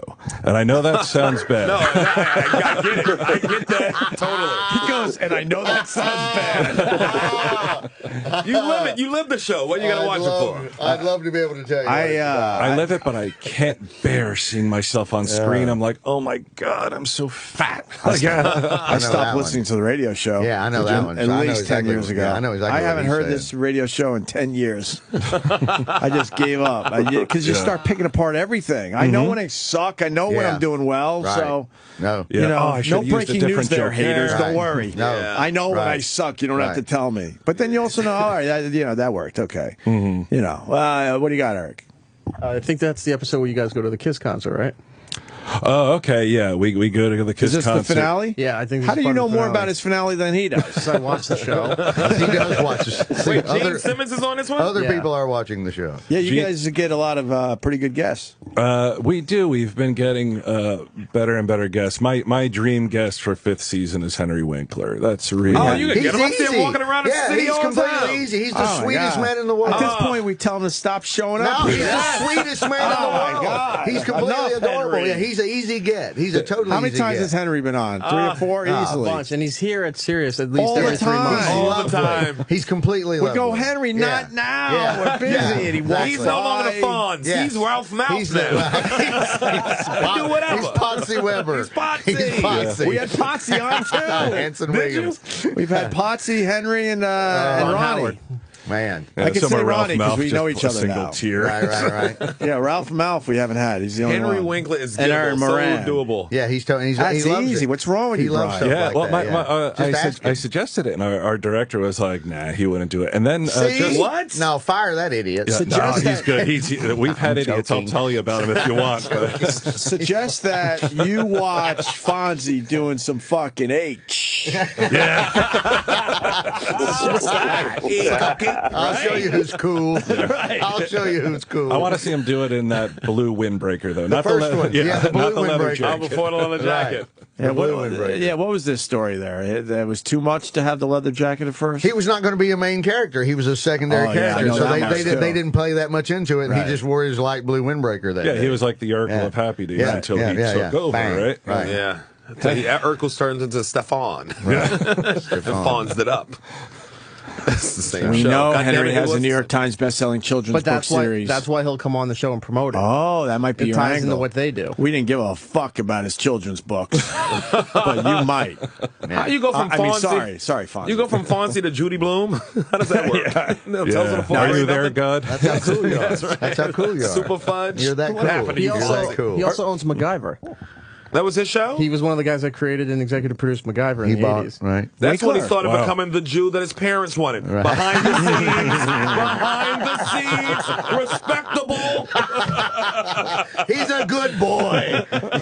He produces the MacGyver. Have you seen him produce the MacGyver? He actually produced the MacGyver. Behind the scenes, like a self-respecting Jew. Well, I saw him recently on like it's like between a commercial and an infomercial. Oh, It's yeah, just he's in it. longer. Yes. Yeah. Reverse and mortgage. It's like, Reverse it's like mortgage. a Wilford Brimley type thing. It It's is like, reverse mortgage, Have yeah. you been turned down for Yes. insurance? Yeah. You know, It's reverse like, mortgage. He's right? any hittable. age.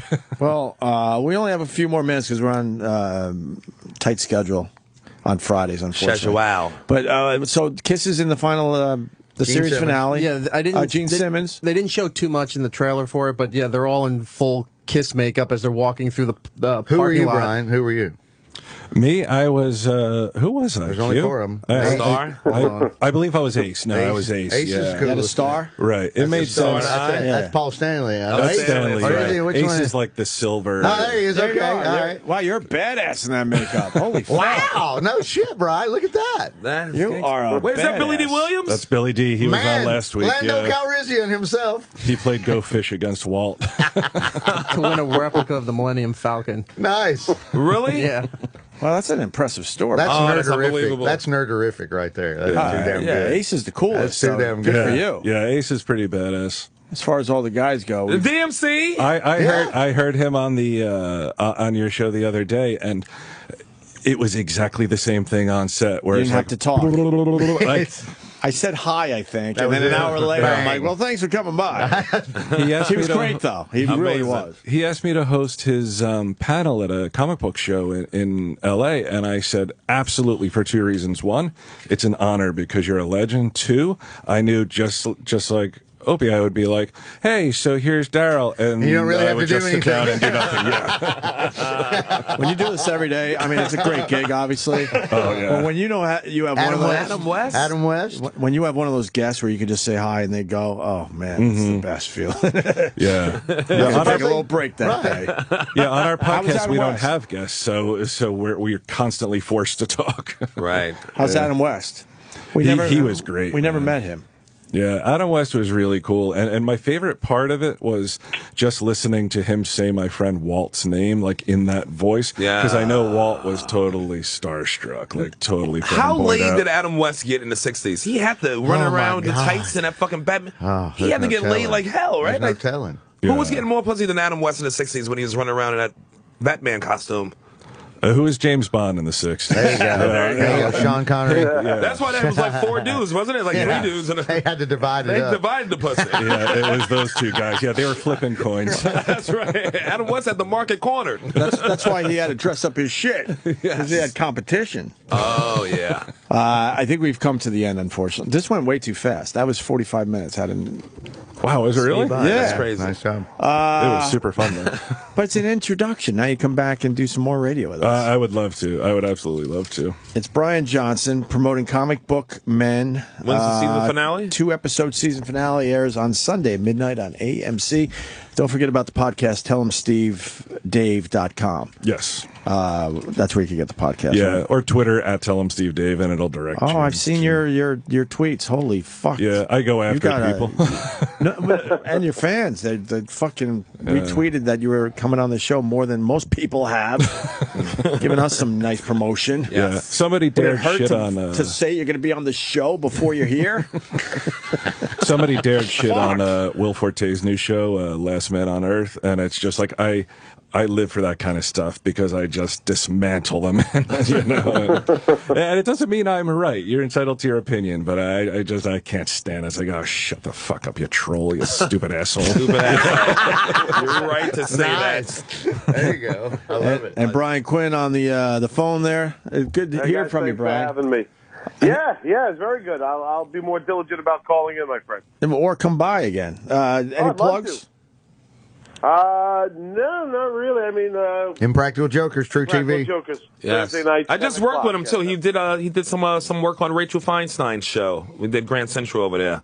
Oh, that was a blast. We had a man. fun I time love over there. It was Rachel fun. So much. Yeah, Sherrod Small's that was on fun. every TV show except for Brian Johnson's. I'm over there soon. I'm coming over there. Season 5, baby. He'll be over there with a comic book soon enough. Damn right. All right, take it easy, guys. All right. See you later, Q. Eric's saying we got to go. All right. Sam's doing his show today at what, 3? 3 o'clock. And then Eric's got his show tonight 7. at 7, 2 hours now on Fridays, killing it for us. And we got Sherrod Small, just gave us an amazing week of radio. Thanks, I love you Sherrod. guys, man. We're family now. What are we plugging? Absolutely. I'll be at the Stand and Stand Up New York all weekend doing shows. And I'll be at Eastville. That's right, in There you Eastville. go. That's 3. And then the new show on True TV is coming out in like 2 weeks. And then Are you replacing the some other Practical shit. Jokers? Maybe. It sounds like accused like I've got nothing to promote. He's standing next to my grill in 3 weeks on a Sunday afternoon at 4 o'clock. That is true. He's on my We'll be deck. doing some grilling at He's next. on my deck. He really has a barbecue in New York City. I have a barbecue He's too. been there. I have He's a been backyard there. too. He's a couple blocks from me. That's true. We're How living do you the same have a neighborhood. barbecue too? I have a backyard. He has a back deck. He's moving on up. I have a heat lamp in my backyard. I have a heat lamp and fucking barbecues are illegal in New York City. You sons of bitches. I got Yes, even they more. are. My heat lamp is propane. Right. That's So is mine. illegal. It's going to be like the Great Right. Chicago Fire, man. You guys going to burn the city down. That's a myth. Hey, Kenley, what do you got, buddy? I got the theater at Madison Square Garden on the April 18th with Ron White. So And come I see will it. be there Yes. for free. But you totally will. Between now and then, Nice. Stand Up New York, Comic Strip, Comedy Cellar, anywhere me and Sherrod, we're all over the city. And you're going to bring the big man in? I'll try. In April? I'll try. We're driving up from West Virginia, so I still haven't gotten the full-on details of that yet. So I know the night before we're at some Boogerville casino in West Virginia. And it's not Charleston, West Virginia. It's Charlestown, West Virginia. I know that. I don't even. Gotcha. So anyway, And Brian Johnson, it was a pleasure, brother. It absolutely was. Thank you. Thank you so much. We're just getting to the surface with you. We're gonna Definitely. we're going to go deep next We're gonna time. crack this nut. We're going to crack this shit. I've got a bunch more. You have piqued my interest. All right, guys. Thank you. We'll see you Monday. And Accelerated is next. Right. It's a great hour. If you haven't heard it yet, check it out. Today's show will be available later today on SiriusXM On Demand. SiriusXM On Demand.